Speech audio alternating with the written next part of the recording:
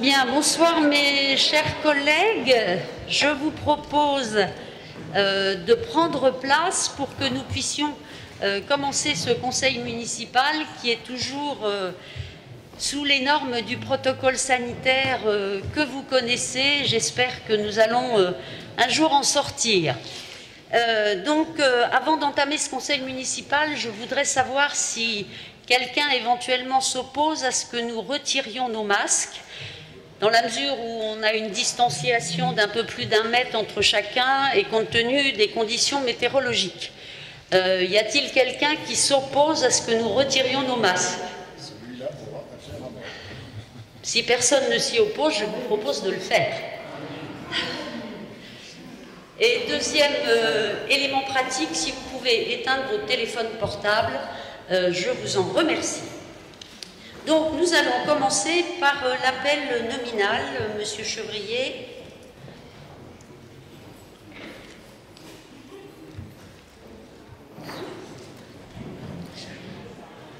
Mesdames et messieurs les élus, bonsoir.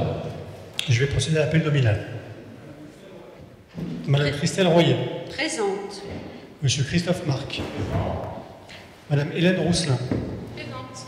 Monsieur Thomas Berruezo. Madame Véronique Reynaud. Monsieur Paul Bazin. Alors, Monsieur Paul Bazin va arriver à Madame Descateaux.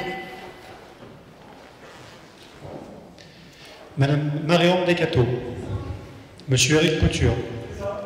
Madame Bénédicte Maréteux. Monsieur Didier Schreiber. Madame Carole Noiret. Madame Carole Noiret va nous rejoindre et donne le pouvoir à Monsieur Berruezo. Monsieur Bruno Pérez. Madame Maryse Lévy. Monsieur Jean-Baptiste Roblin. Madame Catherine David. Monsieur Gilles Carrez. Madame Natacha Dany. Monsieur Pierre Pellet. Madame Nassima Bellal. Monsieur Franck Manet. Madame Florence Oudot. Monsieur David Bouchet. Madame Marie Brane. Monsieur Pierre Bugéja. Madame Catherine Allard. Monsieur Marc René. Madame Manon Cupif. Monsieur Alexis Ardouin. Monsieur Alexis Ardouin est excusé et donne pouvoir à Madame Cupif. Madame Émilie Vasquez. Madame Émilie Vasquez va nous rejoindre et donne pouvoir à Madame Allard. Madame Ludivine Valette. Monsieur Laurent Courtois. Madame Alice Pécaud. Monsieur David Montero. Présent. Monsieur Arnaud Dussud. Il est excusé et il m'a donné pouvoir, Madame Rive. À Madame Rive. Très bien. Madame Célia Rive. Présente. Monsieur Patrick Mouge. Madame Marine Canevier-Ramin. Monsieur Marc Boniface. Madame Valentine Ram. Je vous remercie. Merci, Monsieur Chevrier. Donc, maintenant, nous allons désigner un secrétaire de séance et je vais demander à Madame Natacha Dany, qui est parmi nous, si elle veut bien accepter cette charge. Merci beaucoup, Madame Dany. Normalement, donc, je vais vous demander maintenant d'approuver les conseils municipaux, les comptes rendus des conseils municipaux du 19 décembre et du 23 mai. S'il n'y a pas de remarques sur ces comptes rendus, Monsieur Mouge. Oui, ça me paraît étrange d'adopter un procès verbal quand M. Pellet n'est pas là, M. Le Dion non plus. Excusez-moi, je ne vous ai pas entendu. Oui, pardon. Bon, ça me paraît étrange et un peu difficile d'adopter le procès verbal du mois de décembre, puisque M. Le Dion et M. Pellet ne sont plus représentés, donc ils ne peuvent pas faire d'intervention sur ce qu'ils auraient pu faire, sur ce qu'ils ont dit. Très bien, donc j'en conclus que vous vous abstenez? Non, pas du tout, c'était une remarque. Ah, d'accord, très bien. Ben, malheureusement, c'est la loi. Nous sommes obligés d'approuver les comptes rendus des conseils municipaux, même quand il y a des élections en cours de route. Donc, y a-t-il des oppositions? Y a-t-il des abstentions? Donc, ces deux procès-verbaux sont approuvés. Monsieur Bazin, bonjour. À la suite de quoi, Madame Rive et Monsieur Boniface, vous souhaitiez vous exprimer lors du précédent conseil municipal qui était très contraint, et vous le savez bien évidemment. Donc, si vous voulez prendre la parole pour exprimer vos projets.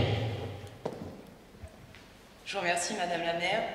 En effet, en l'absence d'Arnaud du Sud, je vais tenter d'exprimer aussi bien ses propos qu'il sait le faire. Donc notre projet, comme vous en doutez certainement, a au cœur l'écologie. L'écologie, c'est également à travers l'urbanisme, en permettant d'avoir des logements haute qualité énergétique, voire même en énergie positive. Ça passe donc par la rénovation, l'isolation.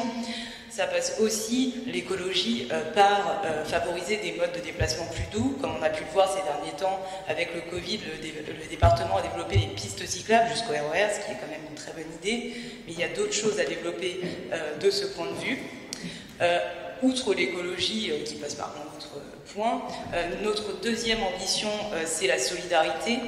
La solidarité notamment pour nos aînés dans notre ville, pour leur permettre de rester à domicile avec éventuellement des appartements à habitation partagée, ou en luttant contre l'isolation des personnes qui peuvent être par exemple dues au numérique,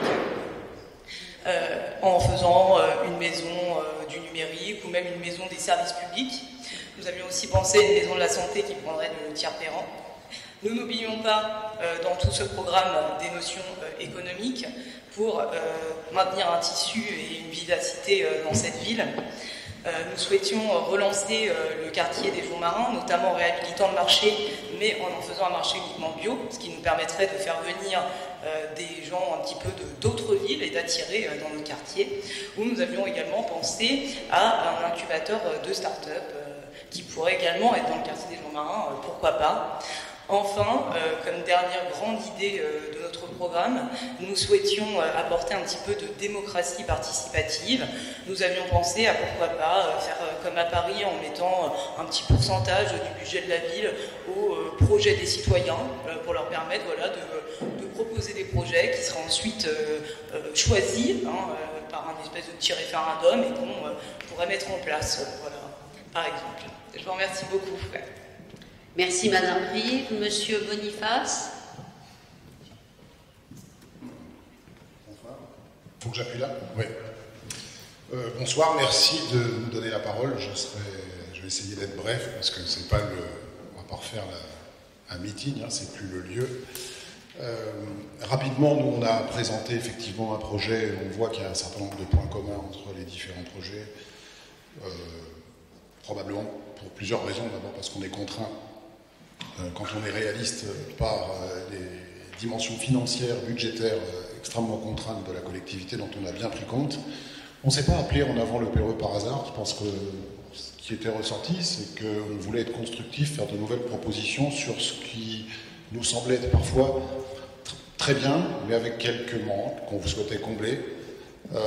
J'entendais souvent que le PRE faisait figure parfois de bel endormi. Alors, en avant, pourquoi pas. On s'est clairement basé sur deux axes majeurs qui sont les axes de transformation de la société qu'on retrouve pris en considération par tous, mais pas de la même manière. Effectivement, la transition écologique est absolument essentielle. Il nous semblait intéressant de pouvoir repenser de manière beaucoup plus globale les circulations, l'urbanisation au sein de la ville et d'éviter de le faire par petites touches successives, ce qui à la fin ne fait que nous inscrire dans une continuité. Je pense qu'on a de vraies transformations et avec mon équipe on a réfléchi au sujet de vraies transformations qu'il faut repenser de manière beaucoup plus globale. Sur les circulations vertes, qui était un vrai sujet en ce qui nous concerne, il y a aussi moyen encore pour l'instant de profiter d'un certain nombre de subventions, je pense, qui proviennent du bassin Seine-Normandie pour la revégétalisation d'un certain nombre de sols. Peut-être que vous intégrerez des choses dans le courant de ce mandat. En tout cas, nous formulerons des propositions. et effectivement le fort désir, pas toujours bien exprimé par la population, mais qui existe, d'une démocratie un peu plus directe, un peu plus participative. Ça peut passer par la création d'un certain nombre de lieux. On avait l'idée d'un tiers-lieu, d'une maison des associations d'entrepreneuriat, d'une maison pour les aidants, c'est un vrai sujet. Beaucoup de gens sont très isolés, c'est une vraie problématique humaine plus que sociale, celle des aidants, qui sont beaucoup plus nombreux qu'on le pense. Voilà, sur la question de la démocratie participative, pour terminer, je dirais que je me sens extrêmement crédible avec mon équipe sur le sujet, puisque je vous rappelle qu'il y a 9 ans, si je me souviens bien, presque 10, nous avions pris l'initiative de lancer quelques réunions de quartier à une époque où la municipalité n'en faisait pas. Ce que vous avez repris depuis, fort heureusement. Voilà, donc on sera actif, ce que je vous ai dit la dernière fois, à vos côtés, mais toujours en suivant la ligne que l'on a souhaité fixer. Et si on repère des manques qu'on souhaitera les combler, vous aurez des propositions. Merci. Merci. Eh bien, écoutez, merci pour vos interventions et je pense que nous allons faire un travail constructif ensemble et c'est dans ce sens que je souhaite que nous allions. Donc, nous allons commencer l'ordre du jour du Conseil municipal par le compte-rendu des décisions de l'article L21 22 22 du CGCT, alors qui est un peu épais parce qu'on n'a pas eu de conseil municipal permettant de les aborder depuis celui du mois de décembre. Donc vous avez pu dans les documents le lire, un certain nombre de décisions concernant des stages, des animations diverses, des maintenances. Voilà. Si vous avez des questions sur ce sujet, Monsieur Mouge. Oui, alors c'est vrai qu'il n'y a pas eu de conseil municipal depuis longtemps en raison de la crise. Mais enfin, cette liste, elle fait quand même 14 pages. Alors, excusez-moi, Monsieur Mouge, c'est pas tellement la crise, en fait. Nous avons déjà, il y avait le temps électoral et suivi de la crise de fait. Sans ça, on aurait réuni le conseil municipal fin mars et ça aurait un petit peu diminué les pages. Mais je suis bien de votre avis, c'est très épais. C'est très épais, c'est très long. C'est une liste qui s'apparente un peu à un inventaire à la Prévert, c'est-à-dire qu'on y retrouve des éléments sans lien apparent, de telle sorte que cela donne à l'ensemble une dimension assez confuse. Alors, une question, c'est est-ce que cette liste est rédigée par ordre chronologique des décisions qui sont prises par la maire, par vous? Il y aurait une remarque, n'y aurait-il pas intérêt à ce que cette liste soit établie de façon thématique, par exemple en regroupant les affaires juridiques, les ressources humaines, les problèmes d'informatique, l'animation, le scolaire, enfin, etc. Alors ensuite, j'ai des interventions à faire sur différents points. Est-ce que vous voulez répondre maintenant à la première partie? Oui, tout à fait. Bien écoutez, vous avez vous-même répondu, c'est de fait par ordre chronologique. Et on doit le faire par ordre chronologique. Voilà, c'est pour ça que ce n'est pas par thématique. Et de fait, ça reste assez confus. Enfin bon, si c'est comme ça, c'est comme ça. Alors, page 5, à propos de l'assistance maîtrise d'ouvrage, c'est dans la délégation des affaires juridiques. Il y a l'enfouissement des réseaux de télécommunications. C'est un accord qui est donné à une société pour un montant annuel qui va de 0 à 50 000 €. Donc la fourchette est assez large. Alors à quoi correspond la réalisation de ces travaux? Est-ce que c'est en lien avec la vidéoprotection? Et en fonction du montant, est-ce qu'il n'y a pas à un moment la nécessité de faire un vote en conseil municipal en fonction de la somme qui est amenée à être engagée? Page 6, il y a l'allocation de matériel pour la soirée du personnel communal, enfin sans remettre en cause cette soirée, bien entendu. La somme est quand même assez conséquente puisqu'elle est de 5 754 €. Donc à quoi est-ce que ça correspond comme location de matériel? Page 8, dans les ressources humaines, il y a une formation diplômante pour un agent de la médiathèque auprès de Sciences Po Exécutive Formation, pour un montant d'à peu près 15 000 €. Donc de quoi s'agit-il, si vous vouliez nous donner des informations? Ensuite, ce qu'on peut remarquer, comme à chaque fois dans cette liste, ce sont les baux précaires qui font partie des délégations d'affaires juridiques.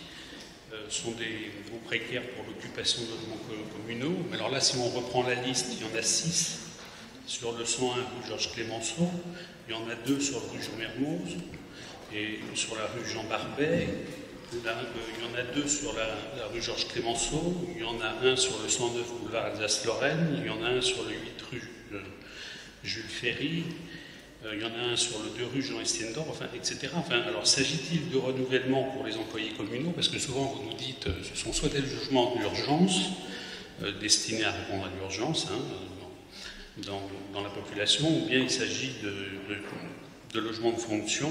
Alors, de quoi s'agit-il? Et est-ce qu'il ne pourrait pas y avoir, comme on vous l'avait déjà demandé sur une mandature précédente, la constitution d'une commission qui gérerait le patrimoine foncier de la commune? Ça, c'est pour, voilà. Ensuite, bon, ben voilà, j'ai terminé parce que ça pourrait être trop long sinon. Bien, Monsieur Rouge, alors écoutez, je vais essayer de répondre au moins sur les parties que j'ai entendues, parce que c'est vrai que c'est pas très simple. Alors, concernant votre première question sur l'enfouissement des réseaux, vous savez que c'est quelque chose auquel on s'attache beaucoup pour l'amélioration, bien sûr, de notre ville, que l'on fait régulièrement. On arrive à avoir des subventions importantes, notamment du CIPEREC, et il faut faire des audits. Et en fait, ce sont des frais pour les audits avant d'effectuer les enfouissements de réseau pour qu'ils soient faits de la façon la plus opérationnelle possible. Concernant la soirée du personnel communal, je suis un petit peu étonnée par votre question, parce que je pense que le personnel communal du Péreul vaut bien, et que compte tenu du budget de la ville, de pouvoir imaginer qu'il y a une soirée du personnel qui est chaleureuse, conviviale, une fois par an, moi ça me va bien. Voilà, c'est mon souhait. Alors, je suis désolée, celle sur la formation, je n'ai pas entendu votre question, donc j'y reviendrai après. Concernant effectivement les logements, alors c'est vrai que c'est un sujet qu'on a déjà abordé lors de la précédente mandature, et je suis très contente de pouvoir en parler ici, notamment avec nos nouveaux conseillers municipaux, dans la mesure où, comme vous le remarquez, ce sont des baux précaires. Donc, je dirais qu'il y a en fait trois situations différentes. La première situation, il y a du personnel communal qui a besoin de loger sur place pour des raisons de service, pour des permanences, des astreintes, et donc ça doit être du personnel communal qui doit être sur le site de la ville. Vous n'êtes pas sans savoir non plus que parfois notre personnel communal se trouve dans des situations sociales ou des situations économiques ou de santé difficiles, et ces baux justement nous permettent d'aider d'une façon indirecte le personnel communal qui peut se trouver en difficulté. Et on sait que ce sont des situations transitoires, c'est pour ça que nous faisons des baux de courte durée et qui permettent de s'adapter au mieux aux différentes situations. Et puis nous avons également alors parfois des locaux qui sont achetés par les PFIF ou qui sont vides et que nous souhaitons occuper plutôt que d'avoir des risques de squat, et ce qui permet aussi de dégager un certain nombre de situations pour des personnels communaux ou pour des péruxiens, et ça nous permet à la fois de satisfaire et à la fois d'éviter des situations qui sont difficiles et compliquées à gérer.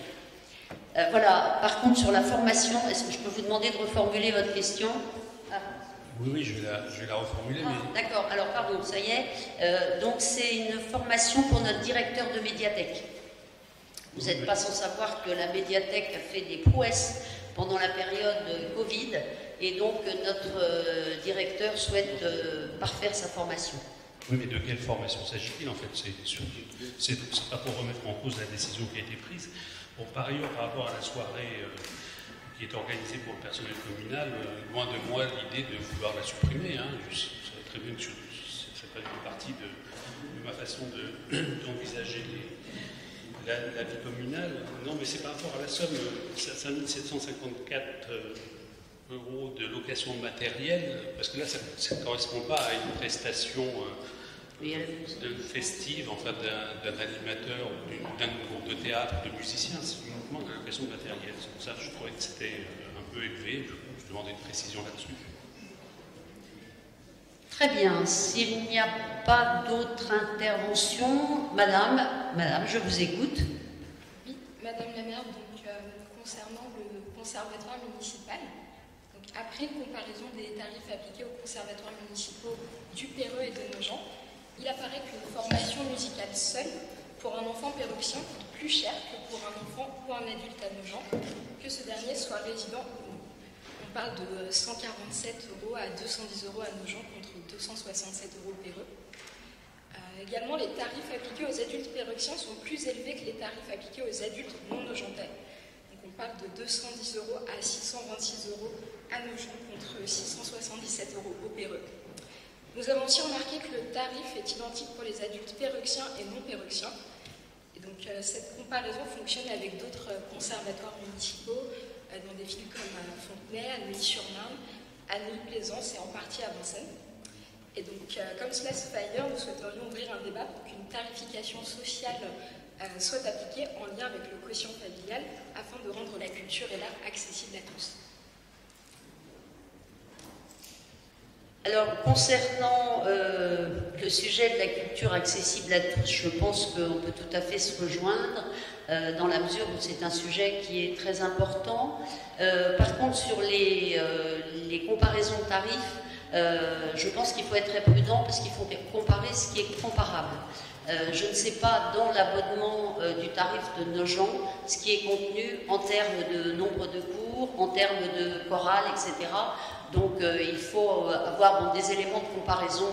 Je ne doute pas que vous les ayez étudiés, mais je pense qu'on ne peut pas, je dirais, comparer tarif de façon abrupte et que nous sommes très attentifs aussi à ce que ces tarifs n'augmentent pas de façon trop importante.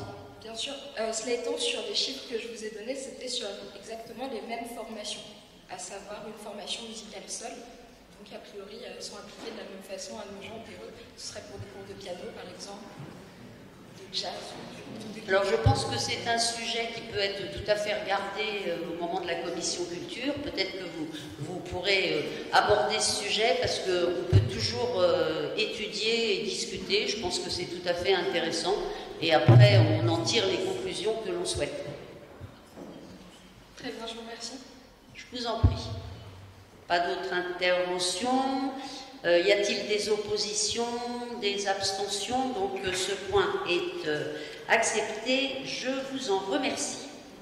Alors ensuite, vous l'avez vu à l'ordre du jour, nous allons aborder un certain nombre de nominations dans les commissions, un certain nombre d'organismes. Alors, il y a deux possibilités. Soit nous partons sur, normalement, le scrutin secret, mais ça peut durer un petit peu. Et si vous en êtes d'accord, comme nous l'avions évoqué, est-ce que vous seriez d'accord pour ces différentes nominations que nous les fassions à main levée, de manière à ne pas éterniser la séance? Monsieur Mouge. Oui, le vote par main levée ou secret, c'est point par point. Oui, tout à fait. Oui, c'est pas dans la globalité, c'est point par point, mais ça évite de passer avec l'urne tout autour. Si vous en êtes d'accord, je vais donc aborder le point numéro 2, création des commissions municipales et désignation des conseillers municipaux amenés à y siéger. Donc, dans ce point, il est proposé de créer 8 commissions suivantes, dont commission finances, voirie et environnement, bâtiment urbanisme, développement économique, sport, vie scolaire, social, santé, petite enfance et animation, et culture. Nous allons donc désigner les membres appelés à y siéger, et il faut savoir que dans la commission des finances, tous les conseillers municipaux y sont membres de 3. Une petite aparté, Monsieur Boniface, et nos excuses, parce que dans la commission voirie, votre nom, et je pense que sur les documents qui sont partis, il n'y a pas votre nom dans la commission voirie, ça a bien été corrigé. Oui, j'ai bien été informé que c'était une erreur matérielle. Voilà, ça a été une erreur de frappe. Donc, voilà, donc vous avez la liste de la composition des commissions. Je ne vais peut-être pas vous les lire parce que vous avez tous lu. Y a-t-il des oppositions, des abstentions? Donc, ce point est adopté. Je vous en remercie. Nous allons de même, point numéro 3, donc déterminer le nombre de conseillers municipaux appelés à siéger au conseil d'administration du CCAS. Alors là, c'est un petit peu différent, puisque dans le conseil d'administration du CCAS siègent à part égale des conseillers municipaux désignés et également des personnes appartenant à la société civile du fait de leur qualité ou appartenance à des associations. Donc, nous vous proposons de fixer à 12 le nombre des membres du conseil d'administration, donc 6 conseillers municipaux et 6 membres désignés. Donc, les conseillers municipaux, M. Paul Bazin, Nassima Bellal, Marianne Descateaux, Alice Pécaud, Ludivine Valette et Patrick Mouge. Et les 6 membres désignés par le maire, donc Gérard Lamotte au titre des associations de personnes handicapées, Bernadette Bouchacourt en représentante de l'UDAF, Pierre-Marie Jeannot représentant les associations œuvrant dans le domaine d'insertion et de lutte contre les exclusions, Monsieur Xinos qui représente les associations également dans le domaine de l'insertion et de la lutte contre l'exclusion, Madame Jacqueline Dussault représentante des associations de retraités et Madame Devailly désignée pour sa connaissance du tissu local et ses compétences. Voilà, donc avez-vous... Monsieur Mouge. Oui, je voulais savoir sur quels critères, nous voulions savoir sur quels critères vous aviez sélectionné les 6 membres désignés pour les associations, et y a-t-il eu d'autres associations qui auraient souhaité être désignées pour faire partie des membres du conseil d'administration du Centre communal d'action sociale? Alors, ça a été sur les propositions des personnes qui étaient déjà au conseil d'administration, au titre d'association ou pas, et nous devons avoir au moins 4 membres qui représentent les associations. Donc, association d'handicapés, association dans le domaine de la lutte contre l'exclusion, association des retraités et l'UDAF. Ça, c'est le minimum, et après, ça peut être sur des personnes qui sont intéressées par le sujet et qui nous ont fait leur candidature. Y a-t-il des oppositions, des abstentions? Ce point est adopté. Nous allons passer ensuite donc les membres qui représentent la ville au niveau de l'EPT. Établissement public territorial Paris-Est, Marne-et-Bois. Donc ça, c'est suite à la loi NOTRe. Il y a eu une modification dans la désignation des conseillers territoriaux, puisque vous savez que précédemment, ils étaient fléchés sur les listes électorales. Donc le nombre de conseillers territoriaux est déterminé de façon précise, puisque en fonction du nombre de personnes, du nombre de conseillers et de la population du Pérou. Donc nous avons 6 conseillers territoriaux. Dans ces conseillers territoriaux, il y a un membre de droit qui est le conseiller métropolitain. Le conseiller métropolitain à cette table est M. Gilles Carrez, notre député. Donc ces conseillers territoriaux sont donc élus sur une liste avec représentation proportionnelle à la plus forte moyenne, donc un scrutin de liste à un tour, sans modification, ni suppression, ni adjonction de nom, parmi les conseillers municipaux, et avec la parité, donc chaque liste est composée alternativement d'un candidat de chaque sexe. Alors, je vous propose Christelle Royer, Thomas Berbezo, Florence Oudot, Pierre Pellet et Bénédicte Maréton. Voilà, y a-t-il des oppositions? Monsieur Boniface, oui. Madame Rive. Merci. Nous aurions souhaité, comme vous le savez, vu que Monsieur du Sud, vous en aviez parlé, bénéficier d'un représentant au Conseil du territoire, parce que le Conseil du territoire devient une instance avec des compétences grandissantes au détriment du conseil municipal, qu'il est vrai que nous n'avons pas de manque de droit, mais vous le savez, cela est dû au fait que nous prenons la proportionnelle des membres du conseil et non la proportionnelle des votes, ce qui fait que malgré le fait que l'opposition réunie ait représenté 33% des sièges, elle ne bénéficie même pas d'un seul siège qui représenterait seulement 15%. Ce qui est quand même un peu dommage au niveau de la représentation d'opposition au niveau du T10, sachant d'autant plus que la droite et notamment les Républicains sont largement représentés au niveau du T10 et donc nous n'aurions pas vraiment été dans une situation de mettre en danger ce que vous auriez souhaité y faire. C'est pourquoi M. Boniface et moi-même aurions souhaité nous unir afin d'avoir un conseiller qui représenterait l'opposition dans ce territoire et qui aurait été M. Arnaud du Sud. Alors j'ai effectivement informé Monsieur Dussud à ce sujet, hein, bien évidemment. Donc c'est vrai, on a essayé de regarder en termes de nombre, en calculant avec vos deux listes, les listes séparées, etc. Mais la représentation telle qu'elle est définie ne permet pas que vous rentriez dans le conseil de l'EPT. Ceci dit, je peux vous assurer qu'au niveau des commissions de la ville, il y a énormément de travail et que les conseillers territoriaux ne manqueront pas de rapporter au conseil de territoire toutes vos remarques pertinentes. Monsieur Boniface. Oui, juste pour apporter notre commentaire.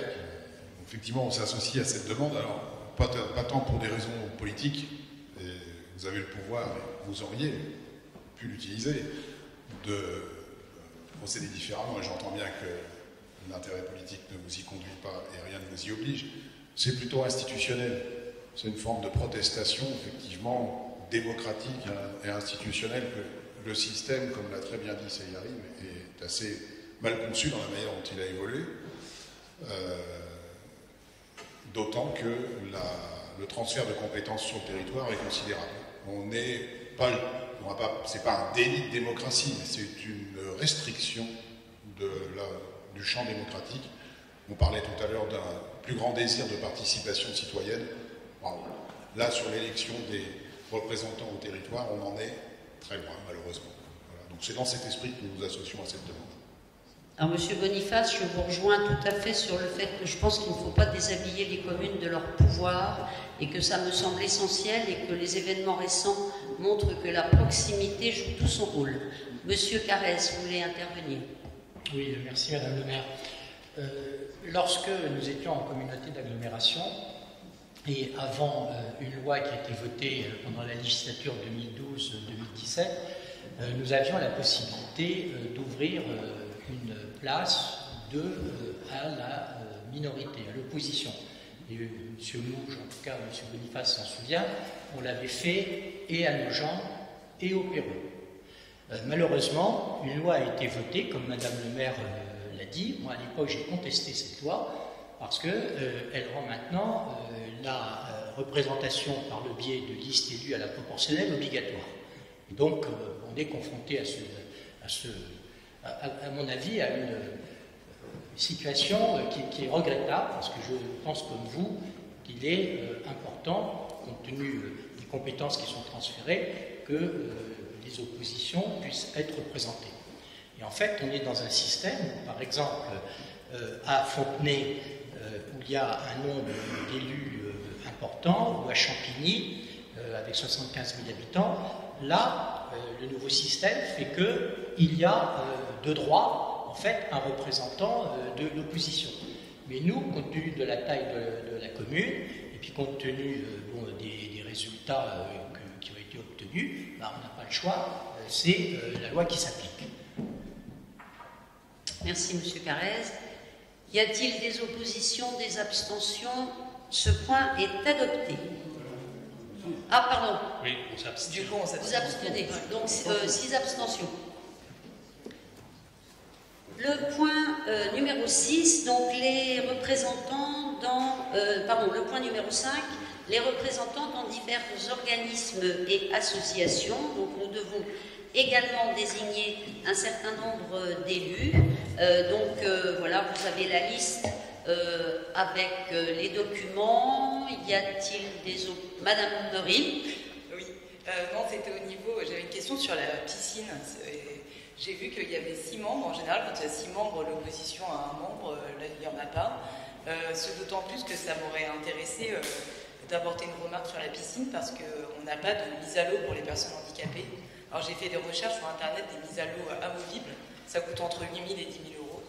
Et comme je sais qu'il y a des personnes handicapées qui s'y rendent très régulièrement, voilà, j'aurais souhaité mettre ce point au débat pour éventuellement en acquérir un. Je vous remercie par avance. Tout à fait. Vous faites partie de la commission des sports. Non, c'est moi, c'est M. Mouge, la commission des sports. Donc oui, à évoquer tout à fait en commission des sports, je ne sais pas si vous en faites partie. C'est M. Mouge? Oui, c'est M. Mouge, mais d'accord, okay. Donc on pourra l'évoquer à ce moment-là. Okay. Merci. Bien, y a-t-il des oppositions, des abstentions? Ce point est adopté. Le point numéro 6, donc nous continuons les représentants dans les conseils d'école, les conseils d'administration, collèges et lycées de la commune. Donc nous devons également voter sur la liste qui est jointe. Y a-t-il des oppositions, des abstentions? Ce point est adopté, je vous en remercie. Alors, nous allons maintenant aborder le point numéro 7, qui est en deux temps, si je puis dire. Le premier temps, c'est la détermination des modalités de dépôt des listes pour l'élection des représentants au sein de la commission d'appel d'offres et la commission des délégations de services publics. Donc là, nous devons élire une liste de membres titulaires et de membres suppléants.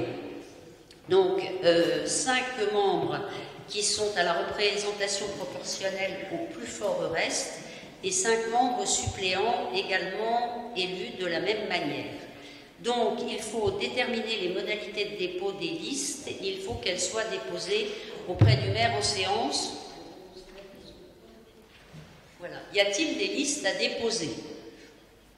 Non. Donc, la liste... je vous demande d'approuver les modalités de dépôt des listes. Et vous avez dans le point suivant cette liste donc de 5 représentants titulaires et 5 représentants suppléants pour donc la commission d'appel d'offres et la délégation de services publics. Il y a un point qui me semble un petit peu important, c'est lorsque les membres titulaires et suppléants sont élus, lorsqu'il y a un mandat de titulaire qui devient vacant, un suppléant de la même liste que l'ancien titulaire est désigné titulaire. Le premier membre non élu de la dite liste prend alors la qualité de membre suppléant, et si c'est un poste de suppléant qui devient vacant, la même règle s'applique au premier candidat non élu de la liste. Voilà, donc ça c'est sur le renouvellement si besoin. Donc, les membres titulaires, Éric Couture, Bénédicte Mareteux, Bruno Pérez, Hélène Rousselin et Célia Rive. Les suppléants, Pierre Pugéja, Catherine David, Pierre Pellet, Didier Schreiber et Marc Boniface. Et la même composition pour la commission de délégation de services publics. Y a-t-il des oppositions, des abstentions? Ce point est adopté. Nous allons donc aborder le point numéro 9 pour la commission consultative pour les services publics locaux. Donc cette commission, elle est créée en vertu de l'article 14.13.1 du CGCT, donc est composée à la fois d'élus et de représentants des associations et présidée également par le maire. Donc nous avons dans les membres du conseil municipal Catherine Allard, Magnon Cupif, Christophe Marc, Marc René et Marine Canevi-Ramin. Et les 4 associations donc désignées par le maire, qui étaient les 4 associations précédemment existantes, l'association Que Choisir, Ça Roule, Notre Club et Les Cordelles. Voilà, donc Monsieur Mouge.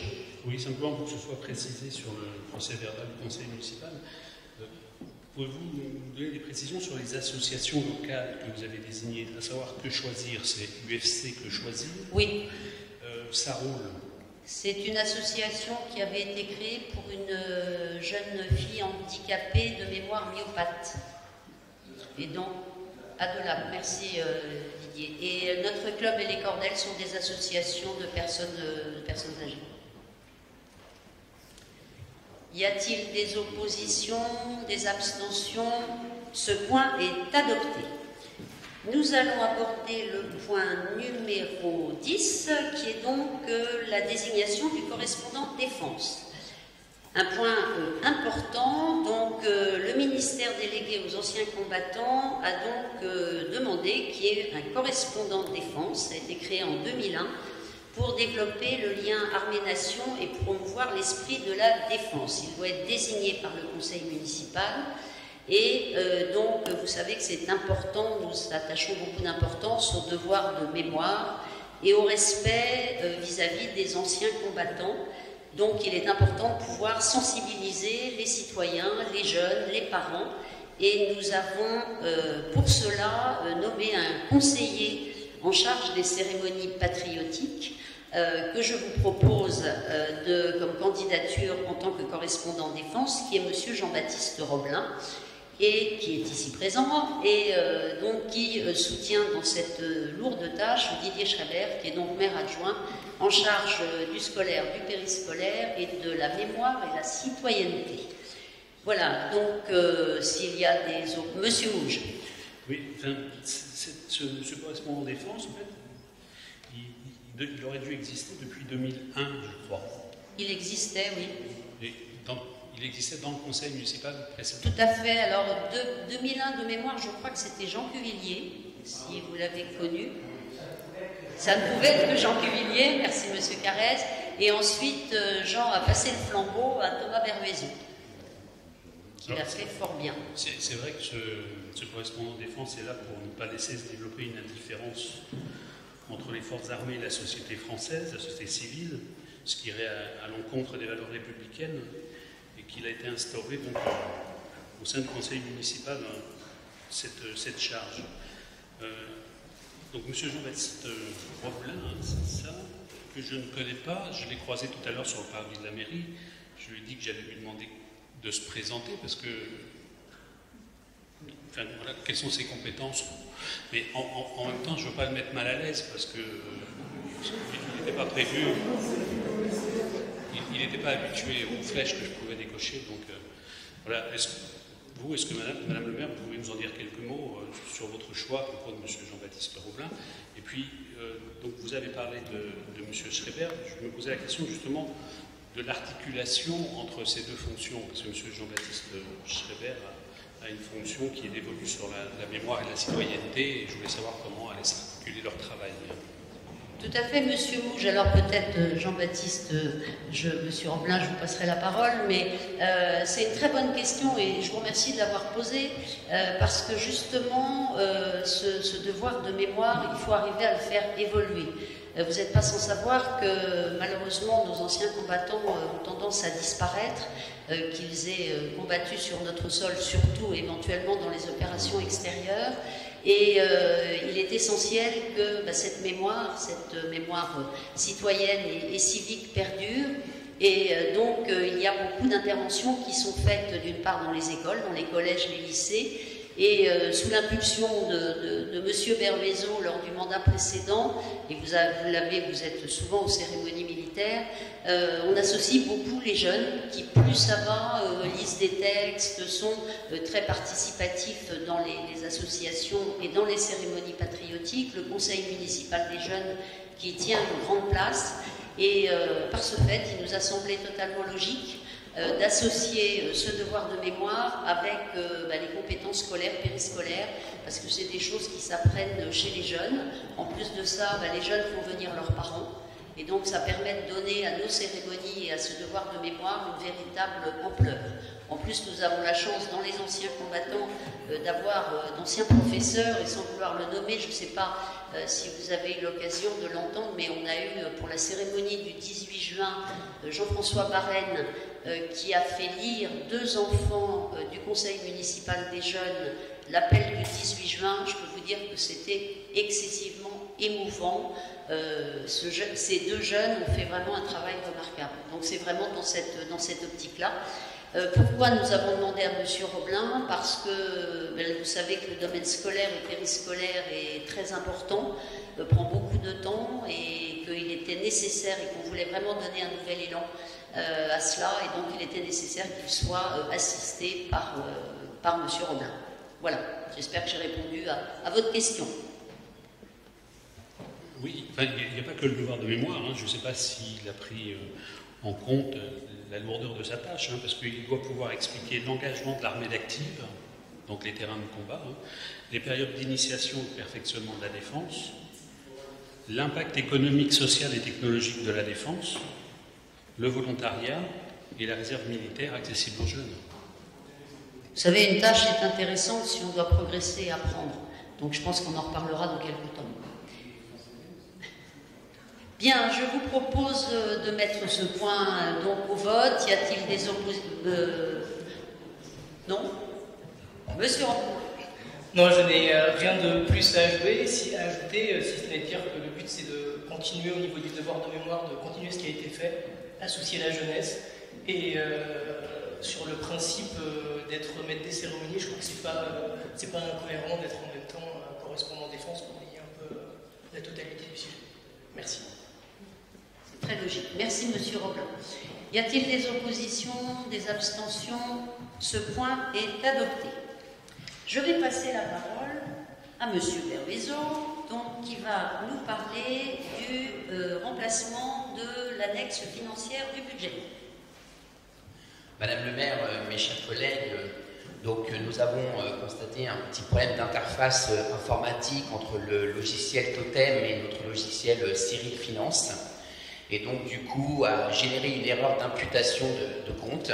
Donc il faut absolument qu'on fasse repasser une annexe financière auprès de vous pour donc revalider notre budget primitif de 2020. Je vous remercie. Merci bien. Y a-t-il des oppositions, des abstentions? Ce point est adopté. Nous allons aborder donc le compte de gestion et le compte administratif.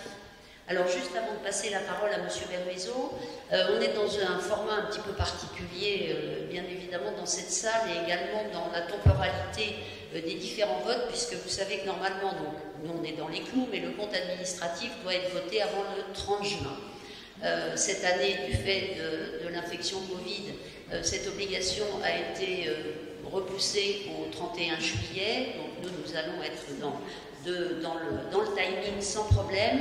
Mais à la suite donc, de ce compte administratif, il y a l'affectation du résultat et classiquement, habituellement, on vote le budget supplémentaire dans la foulée. Là, compte tenu donc, de cette période inédite, il y a énormément de mouvements financiers, de recettes en moins, de dépenses en plus, de projets qui ont été repoussés, qui fait qu'il n'est pas possible et qu'il serait vraiment tout à fait illogique de voter le budget supplémentaire aujourd'hui dans la suite du compte administratif.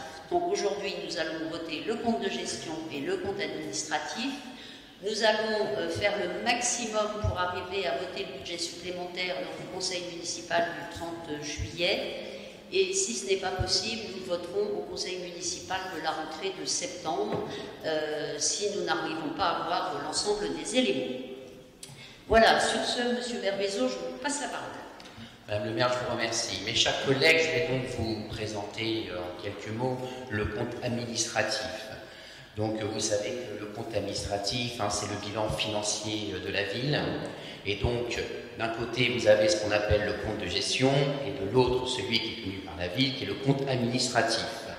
Donc le compte de gestion, c'est celui qui est élaboré par le trésorier principal. Et le compte administratif, c'est celui qui est élaboré par la ville. Donc bien évidemment, ces deux comptes doivent être concordants. On doit y retrouver les mêmes données. Donc, ensuite, vous verrez apparaître un résultat. Ce résultat du compte administratif va donc être repris au budget supplémentaire de l'exercice suivant. Donc là, l'EPS, nous le présenterons normalement fin juillet. Donc, je vais vous inviter, alors je vais devoir parler avec vous, je ne peux pas faire une présentation visio, donc du coup, je vous invite à aller à la slide 3, ou à la diapositive 3.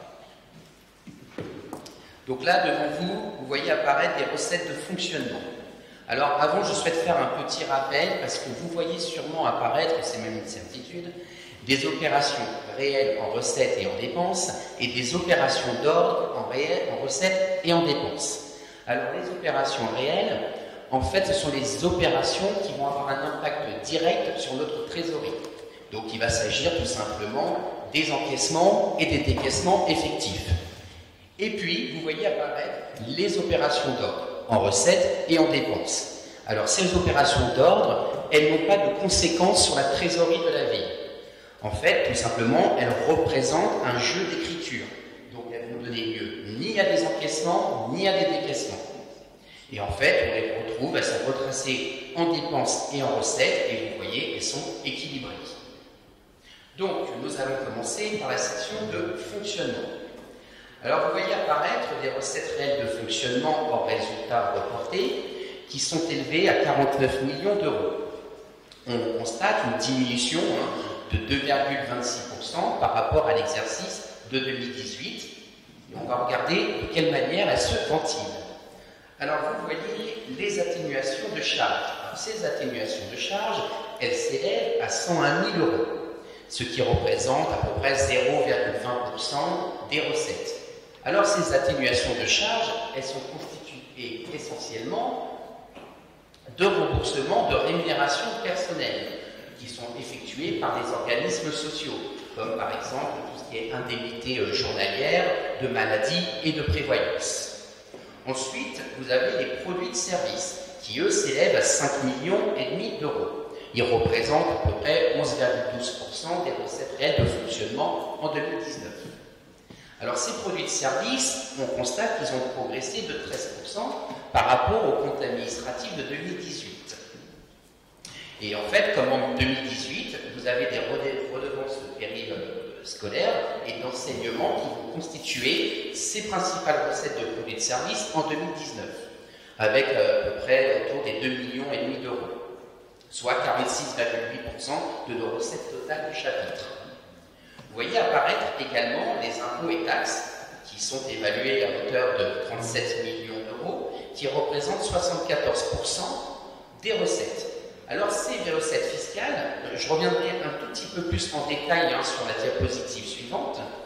Ces recettes fiscales constituent la principale recette du chapitre. Donc comme je vous le disais tout à l'heure, on représente à peu près 74% des recettes de taxes d'habitation et de taxes foncières. Et puis on a quelques rôles supplémentaires autour des 0,4%. Alors ces recettes de ce chapitre, comme vous pouvez le constater, elles ont progressé par rapport à 2018 en passant de 2,34%, ce qui représente à peu près plus 800 000 €. Et donc elles se décomposent comment? Elles se décomposent entre les recettes de taxes foncières et d'habitation supplémentaires, donc là qui est due à l'augmentation des bases fiscales, je reviendrai dessus sur ces augmentations de bases fiscales juste après, et autour de 286 000 € qui sont des taxes additionnelles de mutation, des droits de mutation. Ensuite, vous voyez apparaître les dotations participation qui sont autour des 5 800 000 €. Alors, ces dotations participation, elles représentent 11% des recettes. Cette principale recette du chapitre dotation et participation, c'est la dotation générale de fonctionnement, qu'on appelle la DGF, et qui représente 54,7%. Je rappelle que cette DGF, depuis maintenant plusieurs années, elle est en diminution. Là, on constate une diminution de moins 3%, et vous verrez dans les diapositives suivantes, dans nos ratios, qu'elle ne fait que diminuer. Ensuite, vous avez les autres produits de gestion courante. Alors, dans les autres produits de gestion courante, en fait, ils représentent 1,37% de nos recettes, pour un montant de 679 000 €. Donc, ces autres produits de gestion courante, vous constatez qu'elles sont en baisse.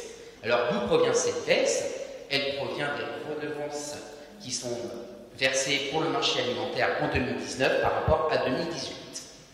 Ensuite, vous voyez des recettes exceptionnelles qui représentent 1% des recettes, qui sont en diminution.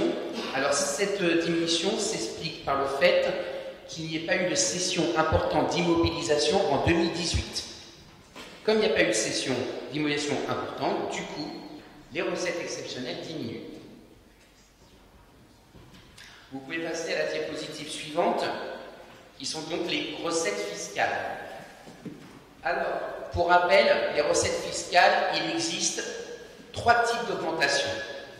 Augmentation physique par le nombre de résidences, la revalorisation des bases qui sont décidées en loi de finances, et l'augmentation des taux décidés par le conseil municipal.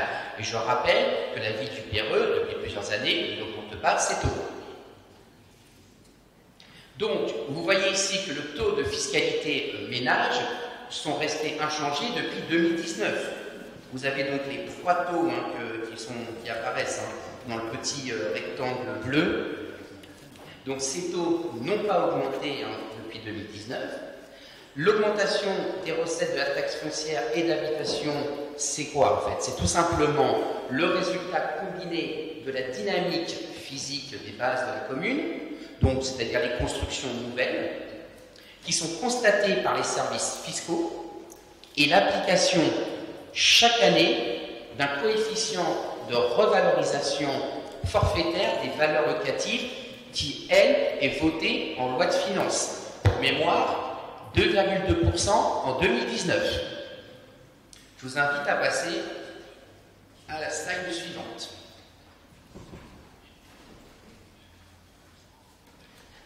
Alors, vous avez les dépenses de fonctionnement. Les dépenses totales de fonctionnement se sont élevées à un peu plus de 44 millions d'euros. Donc, on constate une hausse par rapport à 2018. Alors, on va justement en parler en détail. Donc, les charges à caractère général, qui sont autour de 10 millions d'euros, en augmentation sur un an. Alors, ces principales sources de l'accroissement des dépenses de charges à caractère général proviennent, entre autres, des contrats de prestation de services, notamment les dépenses d'entretien de cimetières, les dépenses de propreté urbaine. Ensuite, on y retrouve aussi tout ce qui est autres impôts locaux.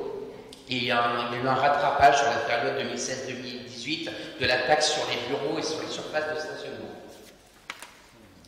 Et puis, il y a le chapitre des charges personnelles, alors qui a également progressé. Et alors, ce chapitre des charges de personnel a progressé. Alors là, c'est dû à différents facteurs. Alors, il y a eu des nouvelles dispositions réglementaires, la suppression des contrats aidés et de leur financement, la mise en place du PPCR, du parcours professionnel des carrières et des rémunérations, qui a forcément qui a dû revaloriser, on a dû revaloriser les grilles indiciaires des agents publics, et puis la mise en place de transferts prime-point et de l'indemnité compensatrice de CSG. Vous avez les atténuations de produits. Alors ces atténuations de produits, ils représentent 3,71% des dépenses réelles de fonctionnement. Ils sont en diminution par rapport à 2018. Alors, cette baisse, elle s'explique par la diminution du prélèvement SRU. Donc là, c'est dû à la déduction des subventions de surcharge foncière de 2017.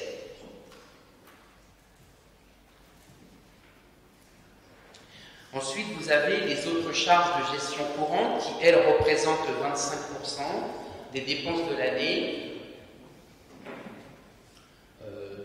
Oui, donc là, c'est la principale source de cette augmentation. Ça provient de l'augmentation de notre contribution au FCCT et également de la mise en place de la réforme Blanquer, l'école obligatoire dès l'école maternelle, et qui a entraîné un coût supplémentaire pour la commune par le financement des écoles privées sous contrat pour l'année scolaire 2019-2020, de plus de 105 000 €.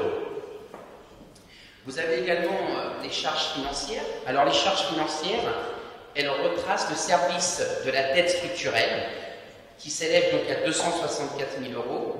Et donc là, ça correspond aux charges financières qui sont payées sur les emprunts existants. Et pour rappel, aucun nouvel emprunt a été souscrit en 2019.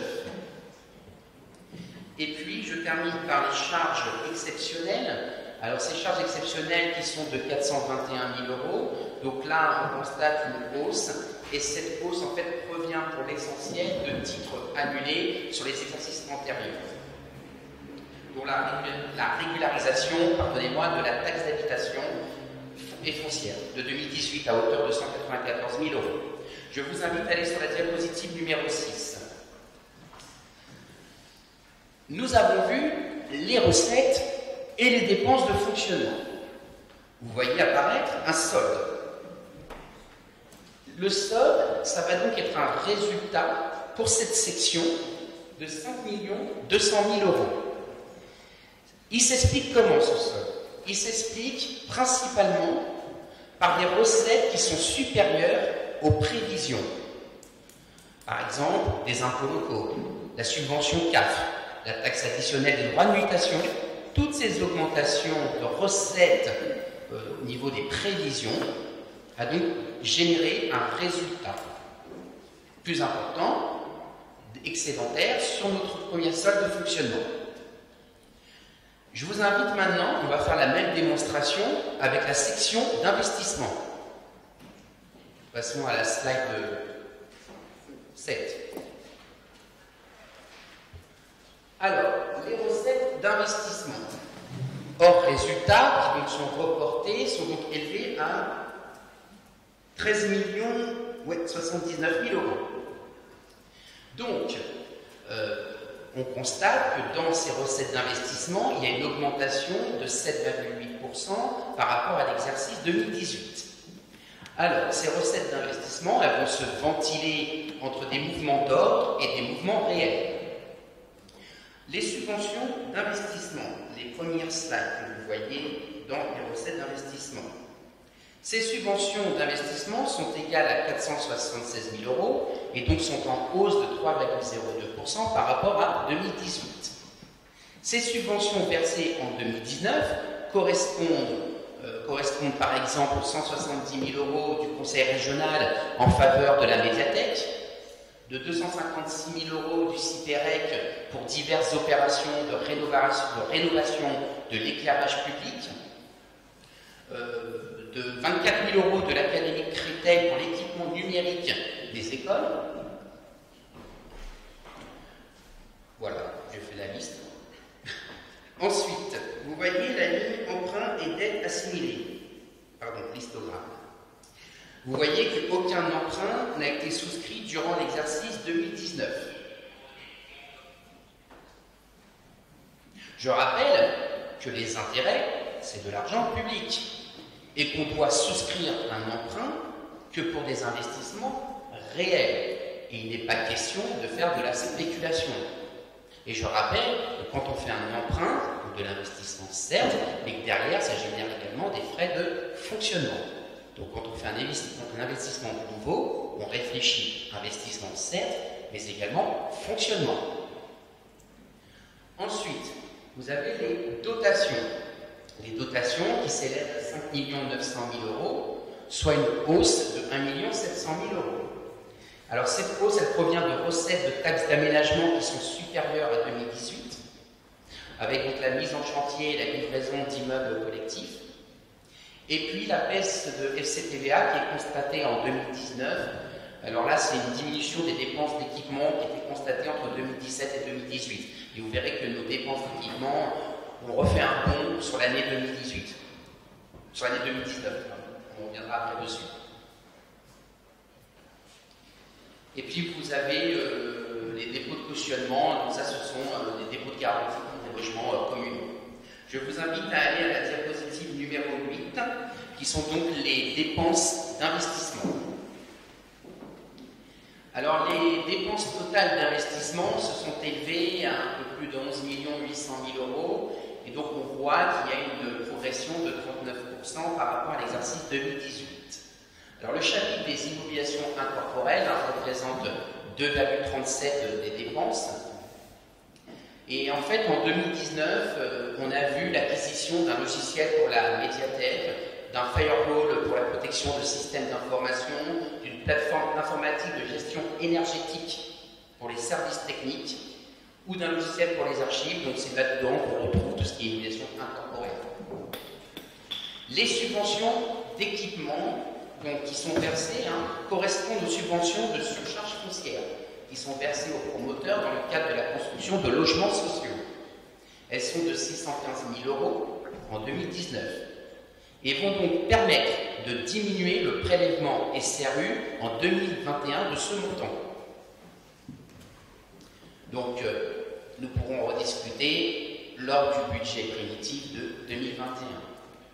Ensuite, les immobilisations corporelles qui représentent 29% des dépenses pour un montant de 3 400 000 par rapport à 2018, donc une hausse. Les immobilisations en cours qui sont de 4 millions d'euros, qui représentent 38% des dépenses. Et alors vous voyez qu'il y a une opération d'équipement en cours qui correspond au groupe Germaine Savon qui fait l'objet d'une APCP. Une autorisation de programme crédit de paiement. les dotations de 63 000 € qui correspondent à 2 reversements concernant un trop perçu par la commune au titre de la taxe d'aménagement. On y voit apparaître également les emprunts et les dettes assimilées à hauteur de 1 200 000 € qui représentent le remboursement en capital de la dette de la commune. Et puis on voit apparaître le remboursement également de dépôts de garantie pour les logements communaux. Je vous invite à regarder la slide 9 et la slide 10, en fait, qui recensent les principales dépenses d'investissement, que ce soit dans les études, les logiciels, les immobilisations corporelles. Donc, par exemple, on y trouve les plantations d'arbres et d'arbustes, on y retrouve l'installation de voiries. Et puis, dans la slide 10, vous y retrouvez tout ce qui est travaux de construction, dont les travaux du groupe scolaire Germaine-Sablon. On y retrouve tout ce qui est entretien de voirie. On y retrouve les travaux d'enfouissement de 2017. On y retrouve le CDPM avec la modification de la fosse d'orchestre, et puis de l'éclairage public, et puis l'amélioration aussi de la rénovation au niveau du cimetière concernant la 3e franche de l'allée centrale. Je vous invite à aller voir, qui est juste resplendissante. Ensuite, je vous invite à aller sur la slide 11, la diapositive numéro 11. Alors, compte tenu, donc là on revient un peu dans la même logique que pour les recettes et les dépenses de fonctionnement. Donc, compte tenu des recettes et des dépenses d'investissement, la section se solde par un résultat pour la section de 1 100 000 €. Alors, il s'explique principalement par des dépenses non réalisées, des acquisitions immobilières, des frais d'études, divers travaux qui n'ont pas pu être réalisés mais qui seront par la suite, et puis des recettes supérieures aux inscriptions. Donc là, c'est surtout la taxe d'aménagement, et puis la réduction de l'emprunt. Je vous invite maintenant à aller à la diapositive numéro 12. Alors, là, devant vous, vous avez les soldes intermédiaires de gestion. Donc, ces indicateurs vont permettre d'analyser le niveau de richesse de la collectivité. Alors, on y retrouve l'épargne de gestion, l'épargne brute, le taux d'épargne brute et l'épargne nette. Alors, la stratégie saine de gestion financière qui est mise en place par la ville du Péreux depuis le début de la mandature est assise sur 3 indicateurs. Un taux d'épargne brute. Alors, le taux d'épargne brute, c'est le ratio entre l'épargne brute et les recettes réelles de fonctionnement. Qu'est-ce qu'il nous dit, ce ratio? Ce ratio, il indique la part des recettes de fonctionnement qui peuvent être consacrées pour investir ou rembourser la dette. Et donc, on voit que ce taux d'épargne brute est supérieur à 10%.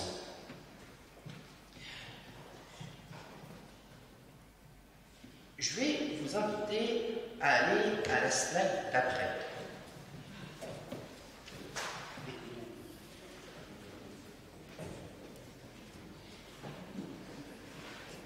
Vous voyez apparaître la capacité de désendettement, qui est de 1,6 années, donc 1 an et 6 mois. Ce ratio, en fait, c'est l'encours total de la dette et l'épargne brute. Donc, on va calculer le nombre d'années nécessaires pour rembourser la totalité du stock de la dette. Dans l'hypothèse, bien évidemment, où la collectivité y affecterait l'ensemble de son épargne. Vous voyez que là, elle est de 1,6 mois, c'est-à-dire qu'elle est inférieure à la fourchette des 4 à 6 années retenues. Il y a plusieurs indicateurs. Entre 0 et 6, les indicateurs de la commune sont au vert. Entre 6 et 9, les indicateurs passent à l'orange. Puis supérieur à 9, là nous sommes dans le rouge. Donc, vous pouvez constater que la ville du Péreux se situe dans les indicateurs ou les clignotants verts, ce qui montre une gestion saine de notre commune. Je vous invite à regarder le slide 14 qui va venir confirmer mon propos.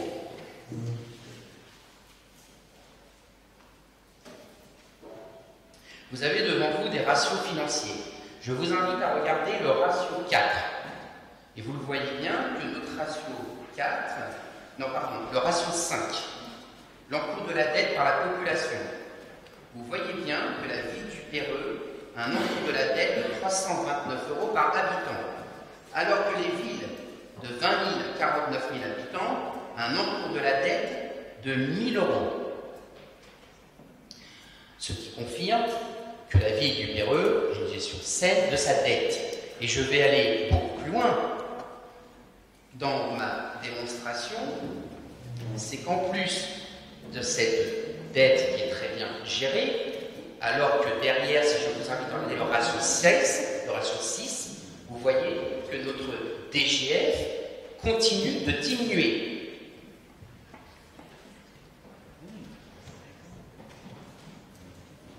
Sur le ratio 5, je reviens sur l'encours de la dette, vous voyez qu'il diminue. Pourquoi il diminue? Parce que nous sommes en train de nous désendetter.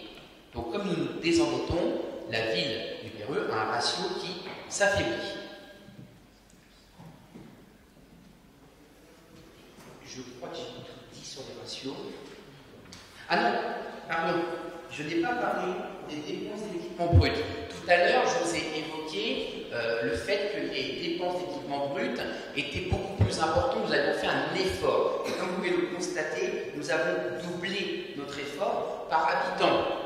On est passé de 142 € à 285 €, nous rapprochons de la moyenne de la strate. Je vous invite maintenant à aller à la diapositive numéro 15. Alors, vous avez devant vous la photographie de la situation financière de la ville. Là, vous avez donc ce qu'on appelle la reprise des résultats antérieurs. On a fait le solde entre les dépenses et les recettes en fonctionnement et en investissement, ce qui nous a permis de déterminer un résultat brut. Ce résultat brut que vous retrouvez en total des sections tout à la fin du tableau, qui est à hauteur de 16 800 000 €. Ça, c'est le résultat brut. Maintenant, de ce résultat brut, on va retraiter le reste à réaliser en investissement et fonctionnement. Donc là, c'est la slide numéro 16. Et du coup, là, vous avez ce qu'on appelle le résultat net. Ce résultat net qui est de 12 millions d'euros. Ce résultat de 2019 vient en fait tout simplement conforter notre stratégie financière qui a été précédemment définie. Financer des investissements régaliens et des investissements structurants, par exemple du futur groupe scolaire Germaine Salon, tout en préservant la stabilité des taux de fiscalité directe et un endettement limité. Donc, ce compte administratif fait apparaître un résultat de 12 652 030 € qui devra être repris lors du budget supplémentaire 2020, fin juillet. Madame le maire, j'ai terminé, je vous remercie.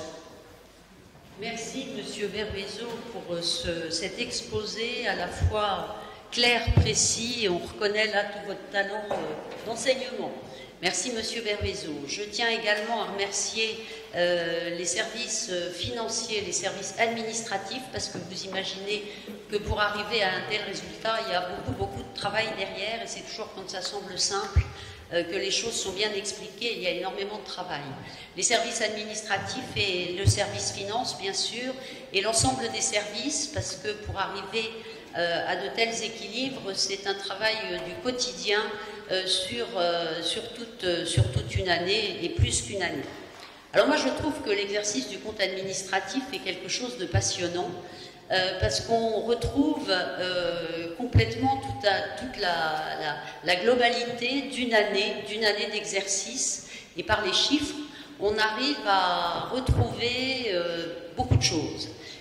Moi ce que j'y vois, c'est que nous continuons et nous sommes complètement dans la ligne de nos objectifs principaux.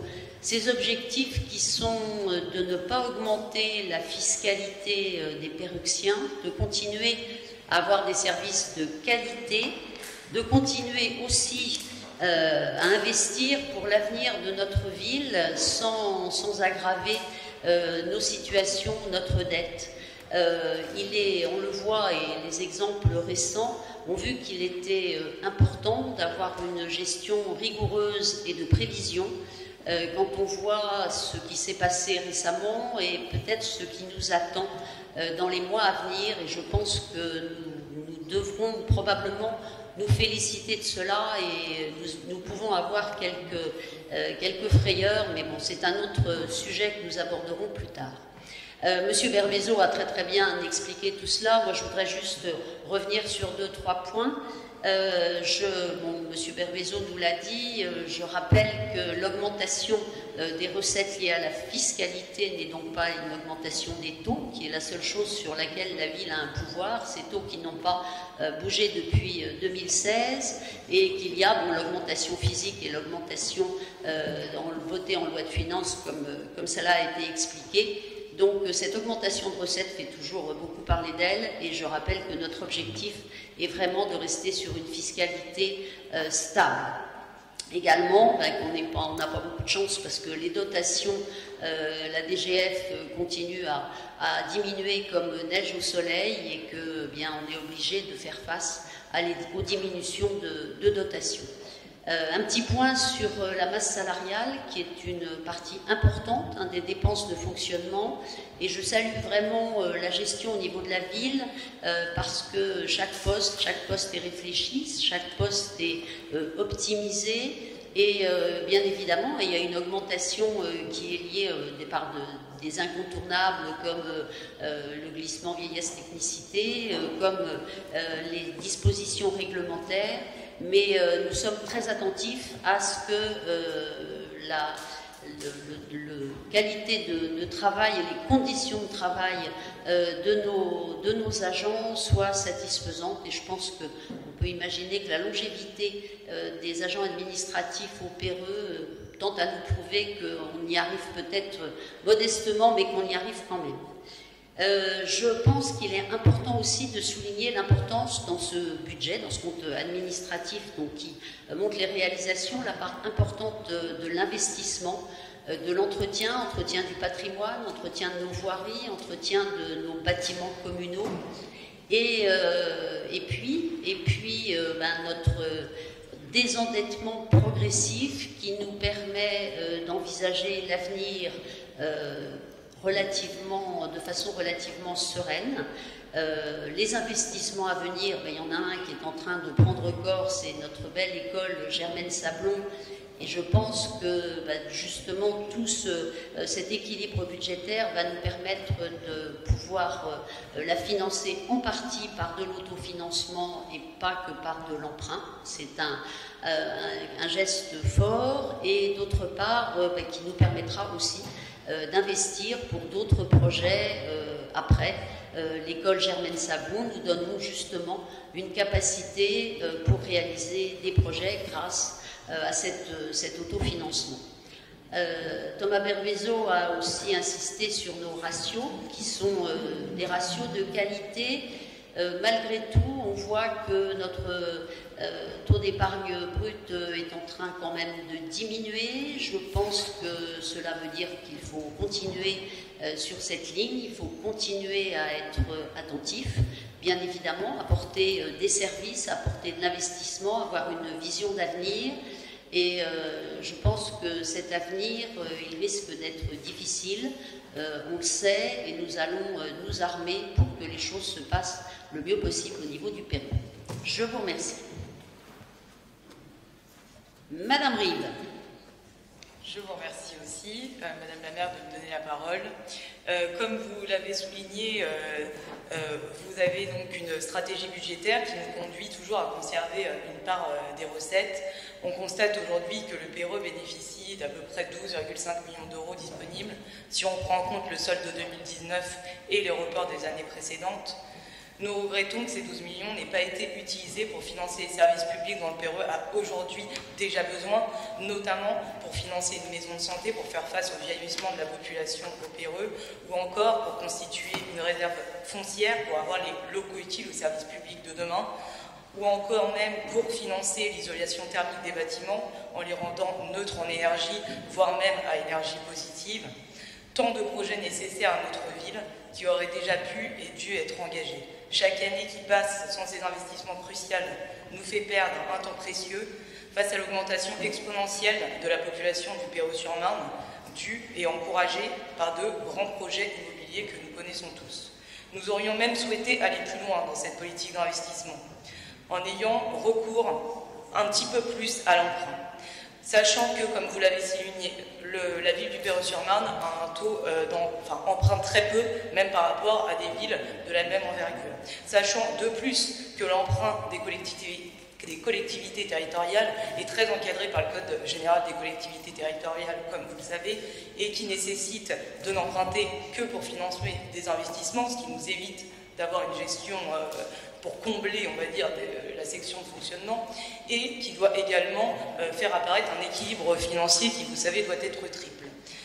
Donc, d'autant plus, je voulais le souligner, qu'avant la crise du Covid, et notamment en 2019 et 2018, les taux d'emprunt étaient extrêmement faibles, voire parfois négatifs, ce qui nous aurait permis d'en profiter. Comme vous l'avez souligné, l'horizon qui s'ouvre désormais n'est plus le même.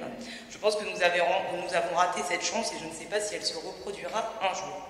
Je pense qu'il est possible, nous pensons qu'il est possible, d'avoir une politique d'investissement plus ambitieuse, tout en gardant des finances saines et un sérieux budgétaire. Je vous remercie. Merci Madame Henri. Monsieur Mouge.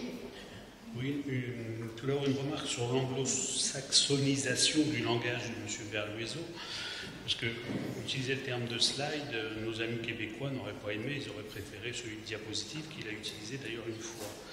Mais probablement que la transformation de son langage traduit un attachement aux règles libérales ou néolibérales, d'où cet autosatisfecit de M. Berluezo qui reflète ni plus ni moins que l'autosatisfecit de la majorité. Alors avec M. Peylet, on était déjà intervenu lors de la mandature précédente, lors du dernier conseil municipal d'ailleurs, pour préciser que la finalité d'un budget communal, ce n'était pas de faire des économies, et comme le disait Mme Rive, à l'époque, il y avait la possibilité d'emprunter à des taux nuls, voire négatifs.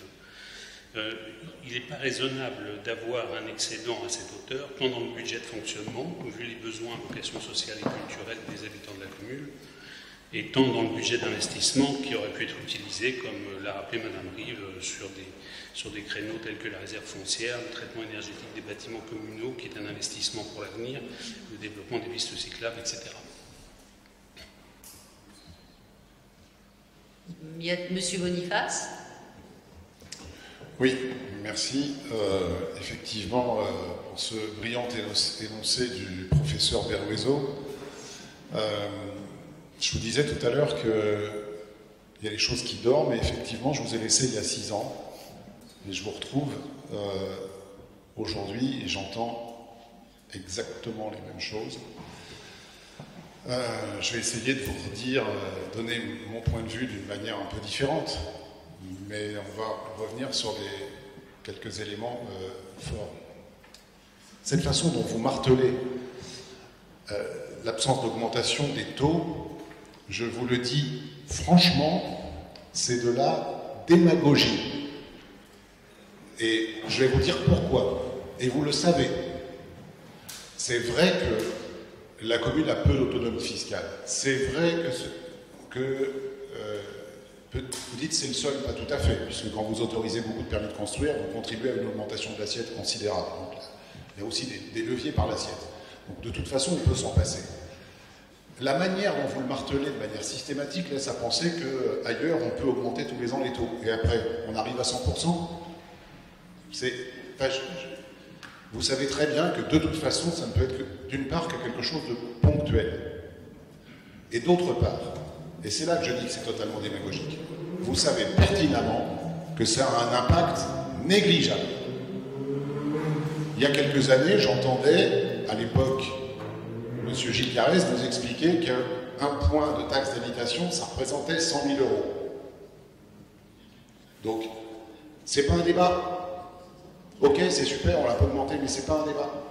Donc, mais toujours, c'est la même rengaine et vous martelez, vous enfoncez toujours le même clou. Effectivement, je comprends dans un but politique. À chaque fois que vous le ferez, je vous ferai la même réponse. Dans le même but d'ailleurs.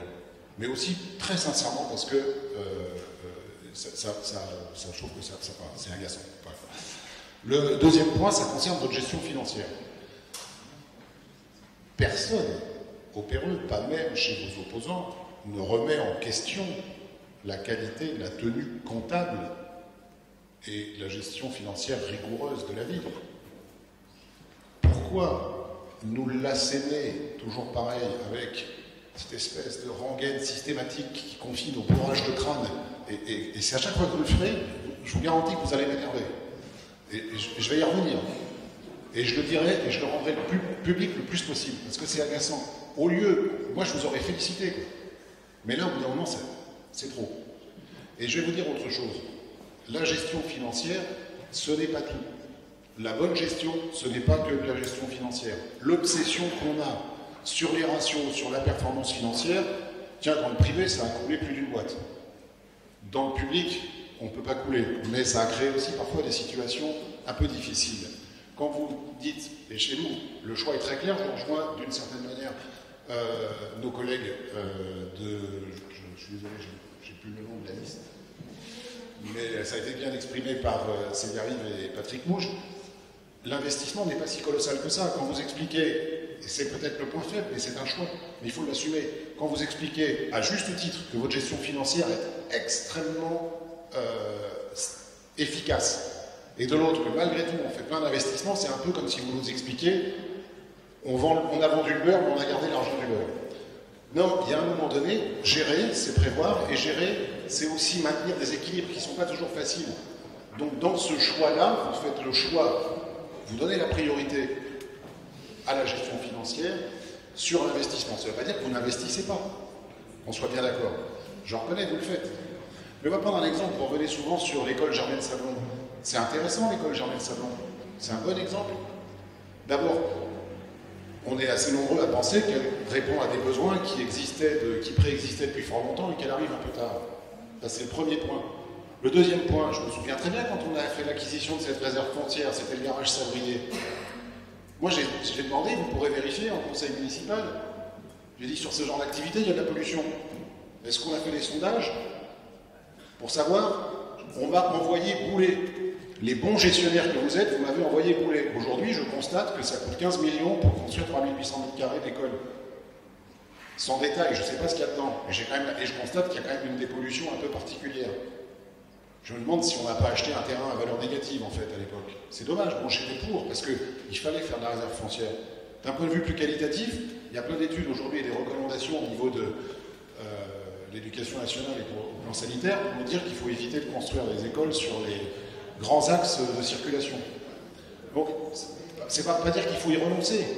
Et puis, dernier point, vous nous dites, c'est fantastique, grâce à notre gestion, on va pouvoir mettre des fonds propres, alors qu'effectivement, les taux sont historiquement bas et qu'on a une capacité d'endettement exceptionnelle, donc autant en profiter.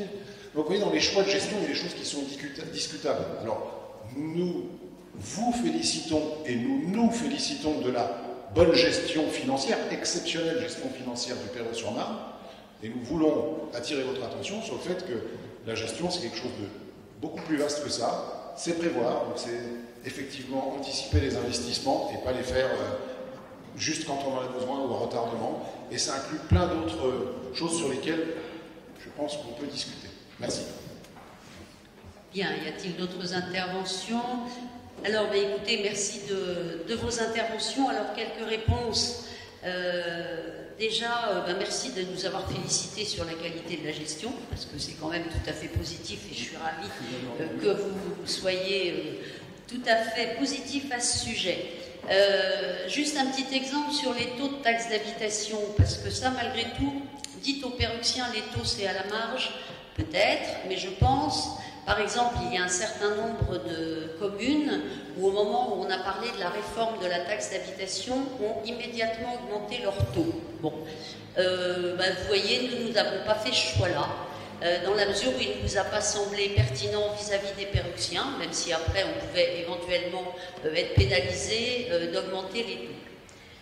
Mais je pense qu'il y a un autre sujet qui me semble important. Vous nous parlez de l'école. Alors, juste, est-ce qu'on aurait dû la construire plus tôt? Chaque année, nous avons des fermetures de classes. Moi, jusqu'à présent, quand on ferme des classes, c'est que les écoles ne débordent pas. Donc, je ne pense pas que nous soyons en retard. Peut-être le jour où on nous demandera de rouvrir des classes et qu'on n'aura pas les murs, mais pour l'instant, jusqu'à présent, ça ne nous est pas arrivé. Et chaque année, nous nous battons d'ailleurs pour pas qu'il y ait de fermeture de classe, de manière à ne pas avoir trop d'enfants par classe. Mais je rappelle que ça ne dépend pas de nous, ça dépend de l'éducation nationale. Concernant, vous évoquiez également la dépollution, nous avons choisi volontairement sur ce terrain, je vous rappelle qu'en Île-de-France, il y a beaucoup de terrains qui ont une pollution X ou Y. Nous avons choisi les travaux de dépollution maximum, il y avait plusieurs possibilités. Et volontairement, nous avons choisi, et c'est tout à fait normal vu que c'est un établissement qui va accueillir des enfants, donc nous sommes sur le taux de dépollution maximum et je n'ai absolument aucun doute là-dessus. Alors vous nous dites bien sûr, on a fait trop d'économies et on peut autofinancer. Moi je trouve que c'est bien. Pourquoi c'est bien? Parce que ça va nous permettre de pouvoir avoir d'autres projets. On a, et vous avez certainement lu notre programme avec attention, le projet de doubler les salles APS pour permettre de mieux accueillir nos associations sportives. Ça, on va pouvoir le faire parce que nous avons la possibilité justement de prévoir et d'investir. Voilà, donc écoutez, je vais rester là-dessus et je pense que nous allons continuer à travailler ensemble pour la qualité de service aux Pérussiens. Merci à vous. Je vous propose que nous votions alors le compte de gestion. Et après, voilà. Alors le compte de gestion, y a-t-il une opposition, une abstention? Le compte de gestion est adopté. Je vous en remercie et je vais laisser ma place pour le compte administratif. Mes chers collègues, Madame le maire, ayant obligation de ne pas assister au vote du compte administratif, nous l'invitons donc à quitter la salle le temps du vote.